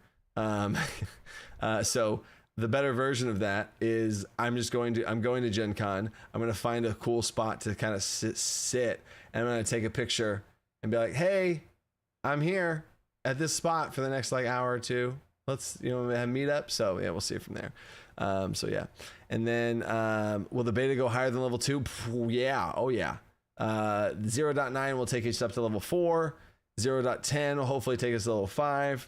0.11 might just 6, 7, 8, 9. 0.11. I already say 5, so that'd be 0.7. Wow. 0.11 will take us to level 7, and 0.12 might just take us the rest of the way. As far as which means essentially, well, 0.7 would probably bring us to 0.12 would bring us to 9, and then 13 would probably get us to 10, which then therefore means 20 as well. Because as soon as level 10's done, you can get to level 20, because then it unlocks all the prestige stuff, and you're good. So it's just if people didn't realize that as well, that's how that works. As soon as you can hit level 10, as soon as I release content that allows you to get to level 10, that therefore means you also can get to level 20, right? Now, is there still going to be extra content or other talents that are released for the higher parts of the game? Yes, right? But there's that. And then where's Coach? Gen Con edition. The beta will not restart at 0.1. I've had that whole conversation with a bunch of different people in the industry and all this other stuff. There's a couple of complicated reasons that would cause confusion, or like, oh yeah, that was back in like 0.1. Oh, was it 0.1 of the alpha or 0.1 of the beta? Nah, right. So it's called something, not convergent. There's a system. There's a word for it, the way the numbering method works, but it's the way that is in general better. I was going to do beta.1, and they're like, ooh, wait, and here's some reasons why. So yeah, there's that. Is the home game videos going to start back up? Yu Takashi, I just posted a new home game video. There is the home game video. Let me double check. Hold up. Skirt. And then made my own thing. Okay, there's that. Okay, cool. Let me switch channels over to the DC20 channel. Hey, we're about to hit 1,000 subscribers on the DC20 channel. That's funny. And then okay, so we're here. I'm just double checking, and there we go. Dirty Ambush. It's on there right now. Look at this. Check it out. Bang. Here it is. Episode 8. Boom. The Dirty Ambush. Yeah. There's that. There's the squad all sitting around. If y'all did not know, there we go. To the beta. So this is the squad. This is where I'm sitting currently, but backwards. So this here is the camera that I am looking at right now, and all of my screens and such. Ignore the mess. I have, if you can't see, I have boxes behind me because we moved like 6 months ago, and I still haven't unpacked just because I've been just DC20 creation, baby. So this is the play squad. We got a barbarian, an orc-born barbarian, which he did from a giant-born plus orc-born, or yeah, you know what I'm saying. And then this is a rogue who is a cyborn plus human mix. Rogue, and then we have a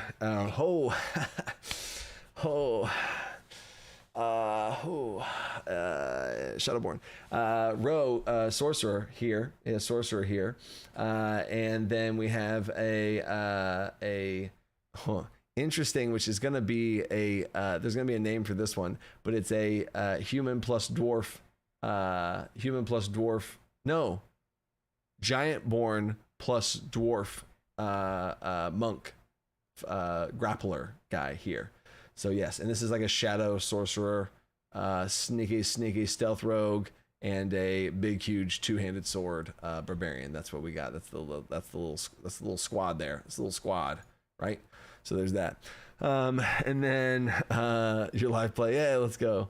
Giant-born dwarf. So dude, that's what's funny. Kaizo, is if a dwarf is like a foot or so shorter than a human, and a giant born is a foot or so taller than a human. If you have a giant born and a dwarf born, he's just like a super stocky, like bodybuilders, like the world's strongest man type looking dudes. That's his guy. He looks like a human, but he's not. And there's actually lore implications and reasons and things in the campaign that I can't say here because my players might be watching this because it's not we get the idea. So yeah, is the Dirty Ambush available for patrons to watch? Yeah. So if you didn't know this, patrons, you have this whole playlist is a thing. Let me see. Let me find this playlist so I can make sure I don't mess it up here. So if I go back, why does it look like this? That's weird. I'm gonna go back to right here, and if I go to content playlists, yeah, there we go. Yeah, it's right here. All this is linked on your on Patreon. Yeah. Boom, there we go. So there's the campaign intro. These videos are public. All of this is public. And then all these videos are session 0.5 where we did all the flashbacks. 1, 2, 3, 4, all those sessions are all right there. They're all on the, there you go.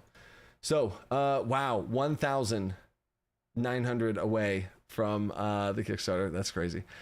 T minus 2K. Eric's on top of it. And now we just shift into the countdown. Where should I put this number? Should I put it like right here? I'll put it like right here and then go like this. Like that. Is it going to have enough room on the sides? I forgot about the extra digit. Where's the extra digit going to go? Is it going to go on this side or that side? I don't know. Do I have enough room for an extra digit? It's going to go on this side, I bet. All right, we'll leave it like there. Oh, that's crazy, y'all. Oh, I got my confetti in my lap. All right, cool. Here we go. tattoo it on your forehead. Oh God. Skill challenge almost the same as PF2s. They're really cool, and there's a lot you can do with them. Yay, Trey the Small. That's awesome. I love that. I love skill challenges so much. Scott's near for the giant porn dwarf. I think I know who you're talking about. Pledge didn't buy one test playtest. How do people that have pledged but didn't buy the $1 playtest get? Chris de Camplain. It's right here. It is this. This is how you get it. So how that whole thing worked, just for the record, is Alex, the answer to that question is yes, but I'll talk about it here in a second. Back when I first started this, I launched the alpha for DC20. It was a paid early access alpha. It was originally going to be a patron tier. It was originally going to be the Metallic Dragon patrons were going to be the only ones play testing it. And it was a $25 patron tier, which is a subscription per month and all this stuff. And I was like, man, I don't want to like paywall this thing too hard, especially behind a subscription. That's too much. And then if I have updates, then they have to get back behind that big subscription. And so I was like, you know what? I want DC20 to be more accessible, but I also want to still be able to make the game. So I came up with the idea of this hybrid approach where it was available for those patrons that already got it, along with all their other benefits. There's a ton of benefits there. But I also released it for $15 online for early access. And with the caveat of if you bought it back then, you also got every update on the way through, like every update of 4, 5, 6, 7, all that stuff all the way through. And then as the Kickstarter got closer, I dropped it to $10, and then I dropped it to $5, and then I dropped it to $1, and then now essentially this is that. It is free now, so you're good, right? So just download that and you're good. The only thing that's not in the download in the preview playtest is the Scion and Paladin are the only two that aren't in there because those aren't in the core rules anymore. So no reason to showcase that, right? But I also, Mini Warlord, thank you for that. What was I saying? Oh yeah, it is, Mark Rubis, the playtest is the 0.7 alpha. Like the playtest is the 0.7 alpha minus the Paladin and Scion. Like, so you're good, right? And then what else was I saying? There's somebody else asked a question. Road to 1 million. Congrats, coach and the team. Well earned. Thank you, Kindly Cryptid. Hey, Kindly Cryptid is going to be another beta developer. So buckle up, Kindly Cryptid. Heck yeah. Is the patron the only way to watch those games? Yeah, Patty Cake. My home live. Eventually, I do plan on doing like much higher like performance, much higher production value, where I have more cameras or more this and that and other things. Like I want to do that. I just can't even focus on that right now with everything else. And those will be public. But right now, it's just my home games where I set it up and everything. So I don't feel comfortable with those being public. So yeah, those are a little patron perk there. So yeah, and then what else was the other question that was asked? Benefit of so the benefit of the pure ancestry. Oh, another thing I want to say about the alpha thing is I did all of that, and then if y'all hadn't have jumped on then, I've said this before, but I think this is an appropriate time to say this now too, is there was a time, I said this during Luke's live stream as well, so I might as well say it here too. There was a time when the DC20 bank account could not pay an artist that just completed a piece of art for DC20. And that was I had like $120 in the bank account, and I was like, oh, shoot. So I had to have the awkward conversation with that artist, be like, hey, so I have $180 and your commission is more than that. So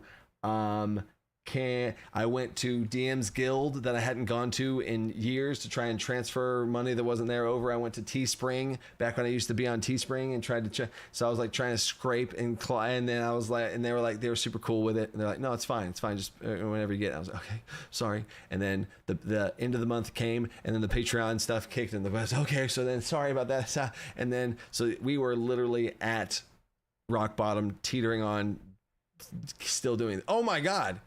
And as I say all of that, as I tell the story from being on rock bottom, teetering and going, then we hit 1 million. Oh my gosh, there it is. For now, I've started from the bottom, shoot, we were at the bottom for a while from this journey, and now we're here. Now we're here. So, oh yeah, my.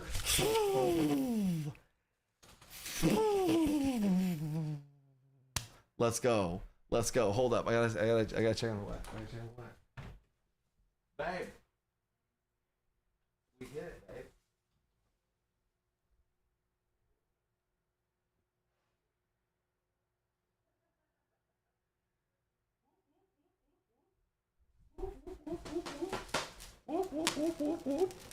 We got the purple balloons. I went and stole some purple balloons from the banister right there that my wife set up. So, heck yeah. Wow. What's up? Let's go. Oh, the hype is real. Dreams do come true. Heck yeah. Well, that's what's so crazy, and it's kind of like a perfect fit to like the story I was telling about the question I was asking, all this stuff about how there was 2 different times, one real big time where me and my wife literally talked about like, I don't know if this is going to be, can I keep making this game? Is it okay for what, yeah. And then y'all got us through this. Some community, some content creators coming through got us through this. Even just off the top of my head right now, I'm thinking about Will from D&D Shorts.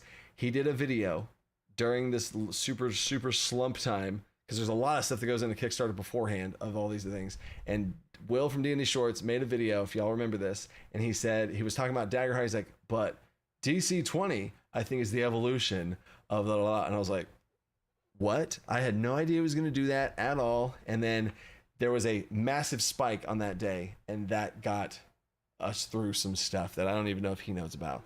And then there's been times if y'all been here too, where there's been live streams where we do y'all do crazy super chats and live streams. So y'all have no idea how much y'all were pushing, because I didn't want to be public with all that type of stuff. You know, I don't want a freaking pity party over here. But we pushed through it, and that's thanks to you guys. Like my wife said earlier in the stream, I'm holding these balloons here now. It's just like I feel like this is like, you know, whenever you have like a pageant or something and they hand you the bouquet of flowers. This is my bouquet of flowers. I'm just gonna hold this bouquet of flowers. So, but that was literally, like my wife said it best, even on this own stream. Like without you guys, this would just be some game I play with my friends, and now it's some game I play with my friends online. All 9,640, and then there's more and more. Yeah, we just hit it. We just did it just hit? Yes, Omnicon, it just happened. Confetti time. Yeah. Oh man, so there's just a wall. Congrats, Coach DC20. Awesome dreams come true. Thank you, Peter. Next one's 2 million. Who knows what this thing's gonna do. Bold not bald, Coach, you hit 1 million. Congrats, Chris Ward. Thanks, Chris. Oh man, congrats, Coach. Always knew that DC20 is going to be the next said thing from the beginning. What a time to be alive. Samuel Udoma. I love that. Sam Udoma. I love that. Appreciate you, brother. Appreciate you. Oh wow. Starlight. We did it, ladies and gentlemen. 1 million in under a week. 1 million in 3 days. You know what I'm saying? Like, I'm not trying to correct 323 Starlight here, but we did 1 million in 3 days. 1 million in 3 days. And also, guys, no offense to us, we're not a Matt Colville. We're not. I have 50,000 YouTube subscribers. You know what I'm saying? And I'm not saying that's like a small change. It took a long time to get there. But my videos get a couple thousand views, you know, every, you know, like my videos get like 3,000 to 5,000 views of a video. That's it. That's not a lot. That would not. So we are a small, to be able to do this. Somebody said it best on Discord. I heard somebody said that DC20 is batting way outside of its league. Like, we are in a stratosphere that we should not be in, but we're here, baby. We're here, baby. We did it. We deserve it. And I think that's the DC20 system is speaking for itself. The community is speaking for itself, and that's just wild. Now let's go even further beyond. Yes, it's a Dragon Ball Z reference. Let's go. Tiantori super chatting. Get out of here. True story, Coach. Part of the cell is yourself. Oh gosh, stop. You're some fun and energetic and passionate. The energy in your videos is actually part of what sold me on the system. Big congrats. Heck yeah. Heck yeah. What's up, buddy? Oh, they.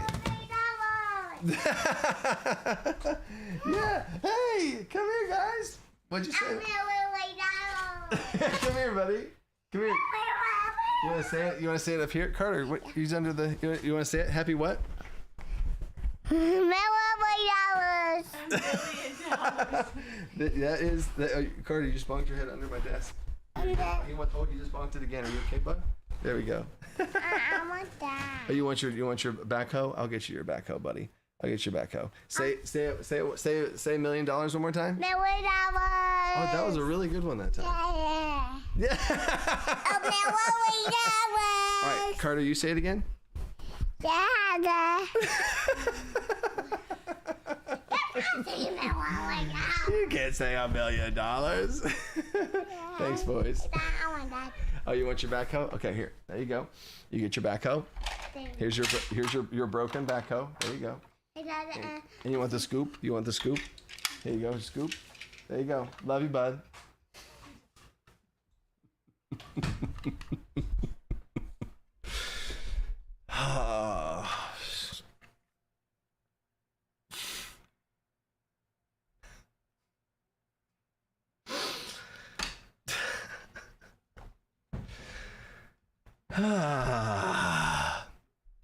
Oh man. Oh man. Oh man. It started with TNT Tori saying that nice stuff about me and stuff. But yeah, that's crazy. That's crazy. So thank you, T and Tori, for that. There was a lot of times early on where I got a lot of smack for oh, this guy's like a used car salesman. He has this like car salesman energy. I'm like, guys, I don't care. I just love this stuff. I am excited about this counterspell rule for D&D. I'm excited about this idea for the way resting should work and all this stuff. I'm excited. I would just be so excited. And then I started doing live streams. And I remember somebody in a live stream being like, I thought you were just faking it, but like watching a live stream, this is just you, truly. So I take back what I said before.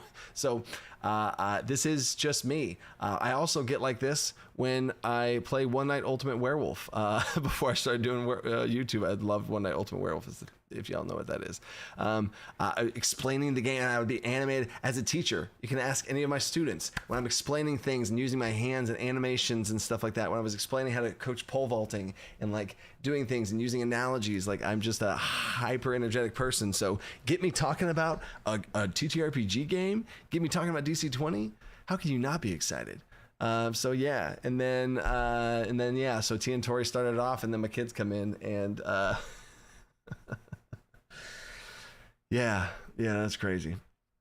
That's crazy. Yeah. Now stand tall. Heck yeah, dude. Hey Zero, from the first time I saw Trent Monk's video on DC20, I knew the system would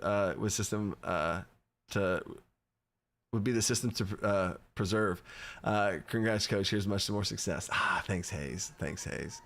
Oh my gosh. Oh, I'm behind. I'm way behind. Where are we at? Goal. It's tiny coaches. Little coaches back.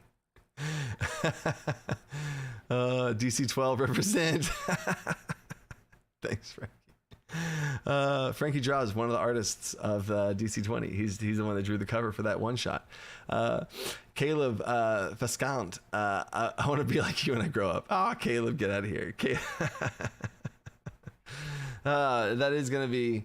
I still am waiting for that. There's gonna be some time now where there's a person right now that does not have a YouTube channel that starts a YouTube channel making content on DC20, and then maybe they stick with it long enough and go through all the struggles to then go full time making content for DC20. That would be wild, when that happens, So Caleb just made me think of that. That's crazy. Oh wow, I see all that. There's just this wall of love, y'all. That's gosh, y'all are the best, for real. Y'all are the best. Dungeon family. Y'all are also part of the Dungeon family. And then Kaizo. Grats. Hey, will there ever be an official story setting for DC20? Yes, Araxis, the third Kickstarter, is going to be the campaign setting for DC20. There's already a map. for the world of DC20. Yeah, so there's definitely a campaign setting for DC20 for sure. That's also been some cool fun stuff there. And then Agile Monk, math teacher, husband, father, coach, and now major TTRPG creator. That's what's up. That's a crazy little progression there. Oh man. Fell in love with the system the first time I saw it, bought the alpha immediately. Thanks, Melivic. Oh man. Time to spend some rest points. Peter, the problem is I have no rest points because I have not taken I've not taken any long rests. I've just been doing a bunch of quick rests. That's all I've been doing. Oh man. Yeah, so silly syrup. My plan is to do, ultimately plan is to do a Kickstarter a year. I don't know if I'll be able to do a Kickstarter a year the first time because there's just so much to do, and it is ultimately just me right now with a bunch of a small badass team of volunteers type situation.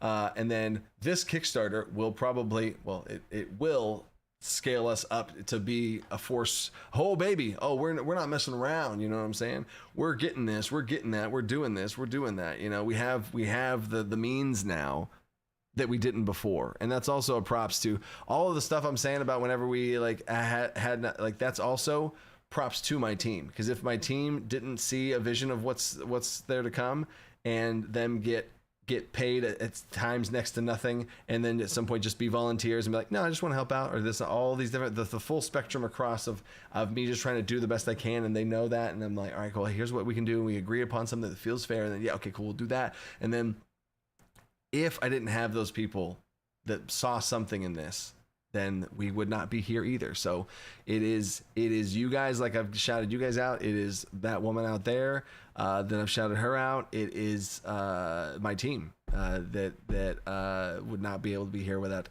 any of that. So yeah. Kickstarter live update. What? Kickstarter live update. Oh yeah. So now let's go to the Kickstarter. Let's go to the Kickstarter and check it out. Let's see if Daryl. Let's do a little check in here with Daryl. Daryl, you here? Ding ding. Page updated. Oh, Daryl's good. Daryl's real good. Oh wait, I have a message from D&D Shorts. Wait, what? Okay, no. Okay. Okay, cool. Okay, cool. Okay, cool. Yeah. All right, cool. All right. He messaged me. I didn't know what was going on. I had to do a little check in on that. Yeah, and then okay, cool. Okay, the other questions. Okay, I'll go back to that later. Okay, so I showed the Kickstarter, and then 1 million reward, the purple dragon's name. Give me the purple dragon's name. See, if I did, I'd put myself in a box. He has a name right now, but I don't want to put myself in a box and then say that, and then that's the name, and then I change it, and some people like the new name, some people don't. I don't want to play that game. So I gotta stay outside the box, baby. So $2 million next week. You made $3 million in 3 days. So I don't know. So let's go to the board here on this one, and then we'll do the Kickstarter live update. Almuri, congratulations on the million, but now the kids know you are a millionaire. They're gonna want to raise in their allowance. Pff, get out of here. They got their allowance schmowance. They're gonna have to that's one thing. I don't want it. I don't care how successful this goes and all that kind of stuff. Also, disclaimer: there's no way I'm a millionaire right now, because this is so much of this is just going straight to DC20, straight to people who I have to go pay. Another thing. Props to a bunch of YouTube content creators out there who I was like, hey, so would you want to make a video on DC20? I'll give you ad spot. Let me know your rates. Give me your ad spot rates for your channel and stuff. Okay, cool. And then obviously they were like, okay, cool. Here's the rate. Okay. So here's a question. This is kind of awkward. I'm sorry. And a lot of times I just had to bite my, bite my pride or whatever and be like, hey, so I can pay this rate if you let me pay you after the Kickstarter. I'm sorry. And so many content creators are like, yeah, dude, no, it's cool. It's fine. And they're like, yeah. And so once Kickstarter ends, then I'll be able to go back and pay some people. Even people on my team, I have like, okay, hey, so I need you to do all these different things, but can I pay you after the Kickstarter? So that's a huge props to the team and other content creators out there as well. So yeah, that's all gonna be paid forward in that way too. So heck yeah. So now where we at? We gotta go back to the live launch screen and see what's going on here. So to answer some of those other questions too, and blah, we're here. Oh, I can move this. I can update this little box. Okay, cool. Now we're good. Oh wait, what? There we go. Okay. So for this here, we have that's wow, that's crazy. 24 days left to go out of 27. We had 27 days. The Kickstarter's 27 days long, and here we are. So in general, this chart, there's no way. There's just no way it's 7 million. You know what I'm saying? There's just absolutely no way that it's 7 million. I don't see that happening. I think this is just wrong. Because it's not going to keep doing the same thing, right? So there's going to be a drop off. There just has to be. Now, I will say props to you guys again is it has not slowed down as much as it should. And lots of people that are reaching out and talking to me, lots of people.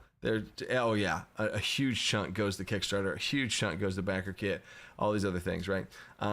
So what was it saying?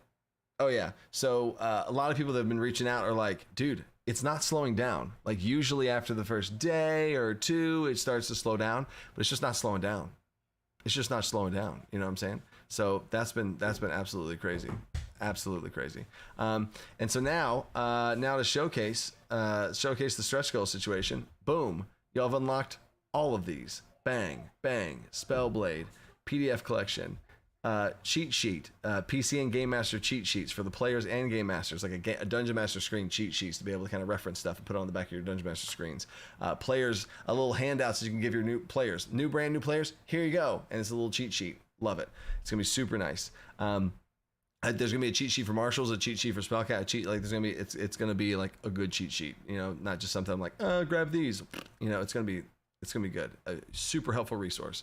323 Starlight, a lot of Kickstarters do get a boost in backing in its final hours to make sure they can. Yeah, for sure. Yeah, it's definitely, and so there's a peak at the beginning, a peak at the end. Absolutely, right. So I would say if I had to guess, I would say, oh my gosh, like.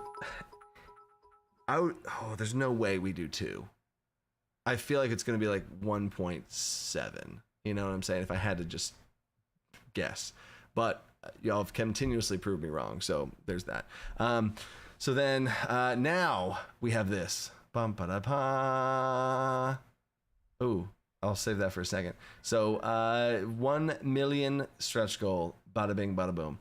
So yeah, these are going to be iconic pre-gen characters. There's a concept similar to this, and I think Pathfinder does something like this. I easily could do pre-gen characters. You know, I could make 13 pre-gen characters in like 5 minutes each and just be done. But there is going to be a lot of work that goes into this that's already being started right now because we knew we were going to hit this. There's going to be a lot that goes into these characters. These characters, just so y'all can also see this, these characters are going to be a class matched up with an ancestry with no repeats.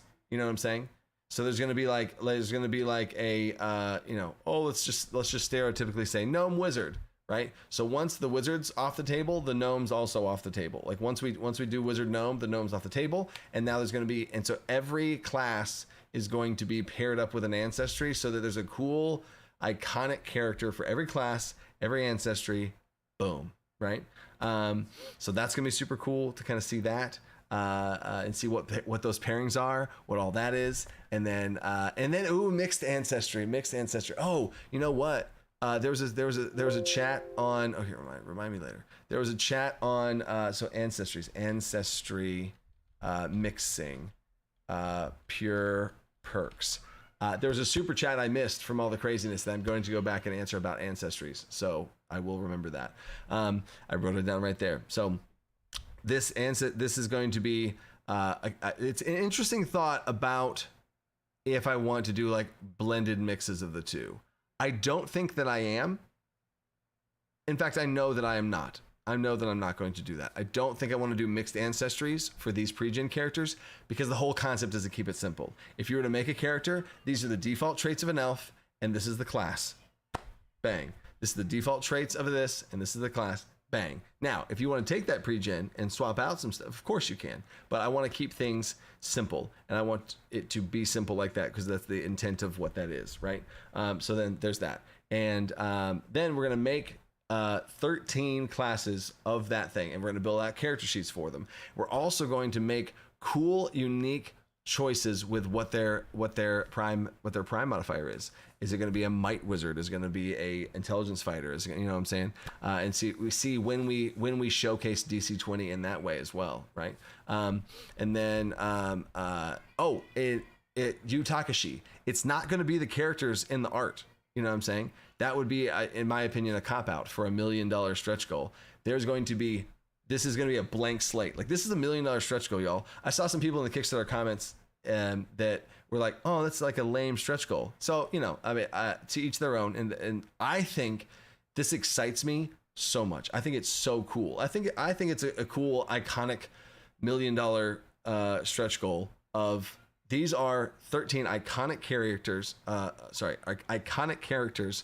They're gonna get custom art made for them. I'm gonna do some community polls. I'm gonna do some patron polls of like different cool things of like, all right, now we have this character, and now we have this way that we want to express them with, you know, with what attribute they are with their prime. We build them out. We build a character sheet out for them, and then we build a level 1 version of it. We build a level 2. We build a level 5. We build, you know, we have multiple versions of these characters that you can take and do. You can obviously tweak and change them to your most content, but then we're gonna have custom art. The same, I'm probably gonna have the same dude that did the art for it because he's just really good with that. But custom art made for that character.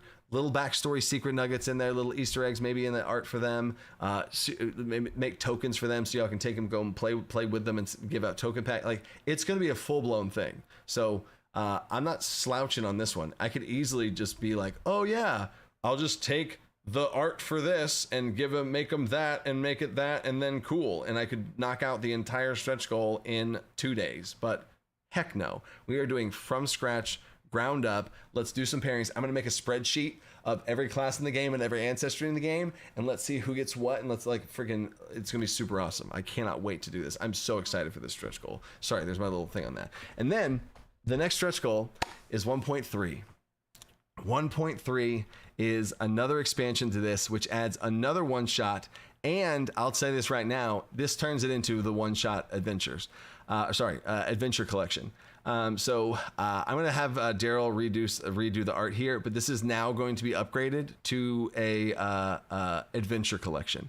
And instead of just another one shot, it's adding an adventure, like a 3-session long adventure, to be able to put that in there, to be able to beef that out as well.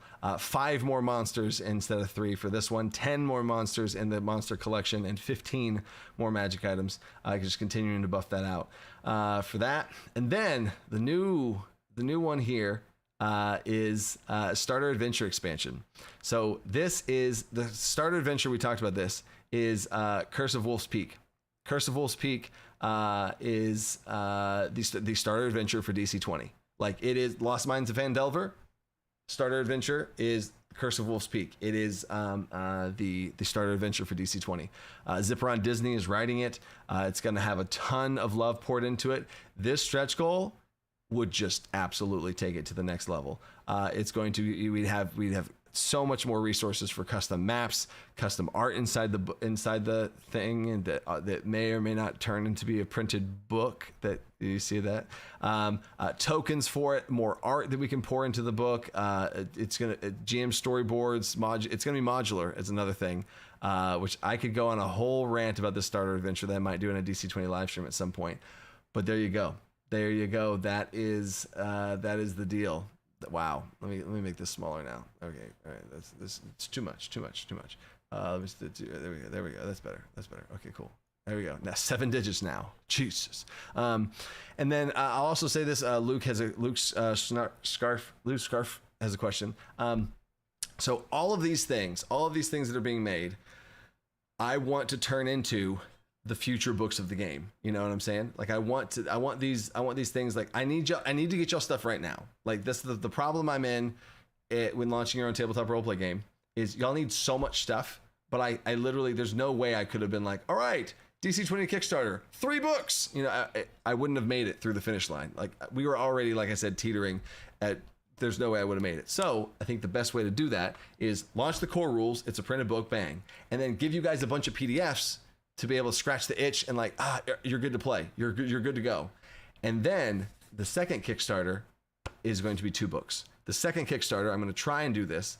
The second Kickstarter is going to be 2 books. I didn't know if that was going to be the case. I thought it was going to have to be, all right, second Kickstarter's Monsters, third Kickstarter's the Game Master's Guide type situation. Fourth Kickstarter is the, you know, and like slow it. But with this going on, I absolutely see the next Kickstarter being 2 books. It would be the Monster Manual and the Game Master's Guide, which we're calling the Advanced Gameplay Guide.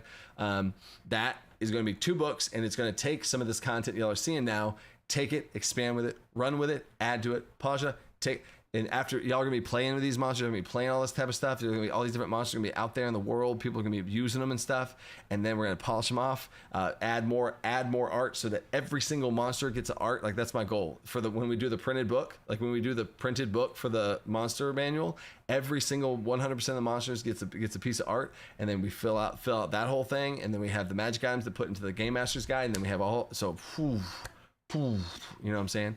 So I don't see Malefic Mist 2 and 1. I don't see that happening. First of all, that would be a 600-page book, which is just too chunky, and not. I don't think that's as useful as a 300-something page monster book to be able to build monsters with. And then I could go into some longer thoughts on that, but yeah. And then what else we got here? Hold up, did I miss any super chats? Will you link the iconics? Oh, sorry. Yeah, Joe M. One of the things I missed out on the iconic characters, they're going to have their own backstories. They're going to have a fully fleshed out backstory, and their backstories are going to connect to the world, and they're going to connect to the campaign settings, and they're going to have their own histories and connections, maybe even to each other in some ways. Some of them might have scorned each other in some ways that you can play up or play down in their when you play it level 1. When you play them, whenever you play them, when you use them as pre-generated characters to play with each other, you can play that up or down. They're going to have essentially 2 layers of backstories. One is like, this is their level 1 thing, and they did this and this and that. And then they're going to have like, this is where they're going in the future, if you want to take that or not, you know, as far as when you play them yourself. And then you'll be able to take these iconic characters and put them in your game as NPCs. There's just so many things that are going to be so cool for that, right? So heck yeah. And then, okay, cool. So this was now a 2-hour live stream. That I was not prepared for, obviously. Cried twice, so thanks for that. And then I do have one more question to answer. A lot of Kickstarters do get it. Okay, we said that one. Cool. So I do have one more question to answer, and it's the ancestry mixing thing that was asked before that I did catch. The question was, if you can mix and match ancestries, what's the point of having only one, right? Like, why would I not just always mix and match? And this was one of the biggest, there's not been many bits of negative feedback for DC20, and there's not been many negative feedbacks. One of the biggest negative feedbacks was people saying like, oh, well, in the ancestry system, you're not incentivized to be a pure-blooded dwarf or a pure-blooded this, or only be a one ancestry. And I was like, well, right, but so I saw the concern, and here's how that works now. And this was updated, I think it's 0.6. But how ancestries work now is you get to pick 2. That, like, you have 2 parents, and they create it, bloop, bloop, there you are. And you have 2 ancestries that you can choose from, right? My mic's still in a weird spot for my son's grabbing it. Milwin that was. So there's 2 ancestries that you get to choose from. And at character creation, you can choose both of them, or you can choose one of them. I'll get to that in a second. So if you're like, all right, I want to be an elf dwarf. Ooh, cool. What's that mean? Elf dwarf. How do you want to look? How do you want to have? Do you want to have? And then you pick elf and dwarf, and then you have 5 points to take from each one. Every trait has a point value, usually 1 point or 2 points associated to it. And you can take 2 points from elf and 3 points from dwarf. Okay, cool. There's my elf dwarf. Yay. Now, to answer the question, why would you ever only take elf then? Here's why. Because if you only choose elf, let's say you're like, no. Let's say you only choose dwarf. Let's say you're like, no, I'm going to choose, oh, you know what? No, I'm going to do elf for this example. I'm going to choose elf. Yeah, okay, cool. I'm an elf. And that's all I choose.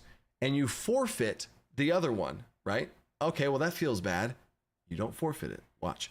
So you pick the elf and you have just the elf. You still have a coupon now to choose your other one at a later time when you want to choose it later down the road. Let's play the game a bit. Let's see where I want to use this coupon, right? So then you put this coupon.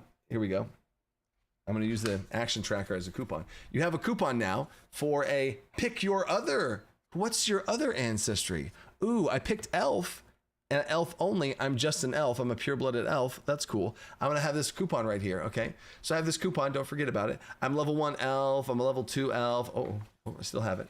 I'm a level 3 elf. And then you get to the point at level 4 where you get to get more ancestry points. So at level 4, you get right now 2 more ancestry points at level 4, and you get 2 more ancestry points to spend on your ancestries. Cool, right? So everybody else at the table, they've already chosen their 2, but you only chose elf.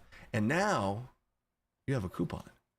Now you've played your character for 3 levels and just hit level 4. You can spend this coupon on whatever ancestry you want. And you can pick any ancestry you want and then boom, add it to your situation. And you can then pick it then later for maybe a way that makes more sense based on story for role play reasons. And you choose, maybe your character got cursed in some way and they have this like, blackness flowing through their veins, and they have some sort of curse on them that they're having to try and figure out. Well, cool. Maybe you pick one of these mystery ancestries that I've accidentally said twice now. Maybe you pick Fiendborn, and you say, you know what? I'm going to spin this coupon. I'm going to pick Fiendborn. Now, that doesn't mean that you just now find out that your father was a Fiendborn. No. You don't have to biologically be a Fiendborn. You can have it be mechanically based. Maybe you choose these things because now, oh, you know what? The Fiendborn has this really cool ancestry and I want to go buy that. You open up your flexibility in that way. So you can choose just one and you open up your flexibility in that way. So I see you, Takashi. So yeah, there you go. What level will the pre-gens be? Multiple levels. I could see us making multiple versions of them. At first they'll just be level 1 because that's the whole point of that's the main point of pre-gens is being level 1. So yeah, the pre-gens will be level 1. They'll have a backstory that's equivalent to level 1 and all that kind of stuff. But I do see a really cool thing that we can do with them is to give more expanded options, like a level 5 pre-gen of them, and then also a level 10 pre-gen of them. I think that would be super cool, right? I think that'd be wild. And then there's that. Cool. So there is the stream, y'all. Wild and crazy. Hit 1 million on stream. It seems like every time some big threshold happens, I happen to be live streaming somewhere. So, oh gosh, I think I am just gonna okay, live stream, right? You know what? Maybe that's how we end the stream. I think that's how we're gonna end the stream today, guys. We're gonna end the stream with me just passing out on my keyboard, right? So, thank you guys. You guys are awesome. I've cried twice on the stream, so thank you for that. Good night, Coach. Oh, thank you. Y'all are telling me good night. Oh yeah, we love you. Oh, I forget. I love you too, guys. Oh my gosh. See you at 2 million, Vincent.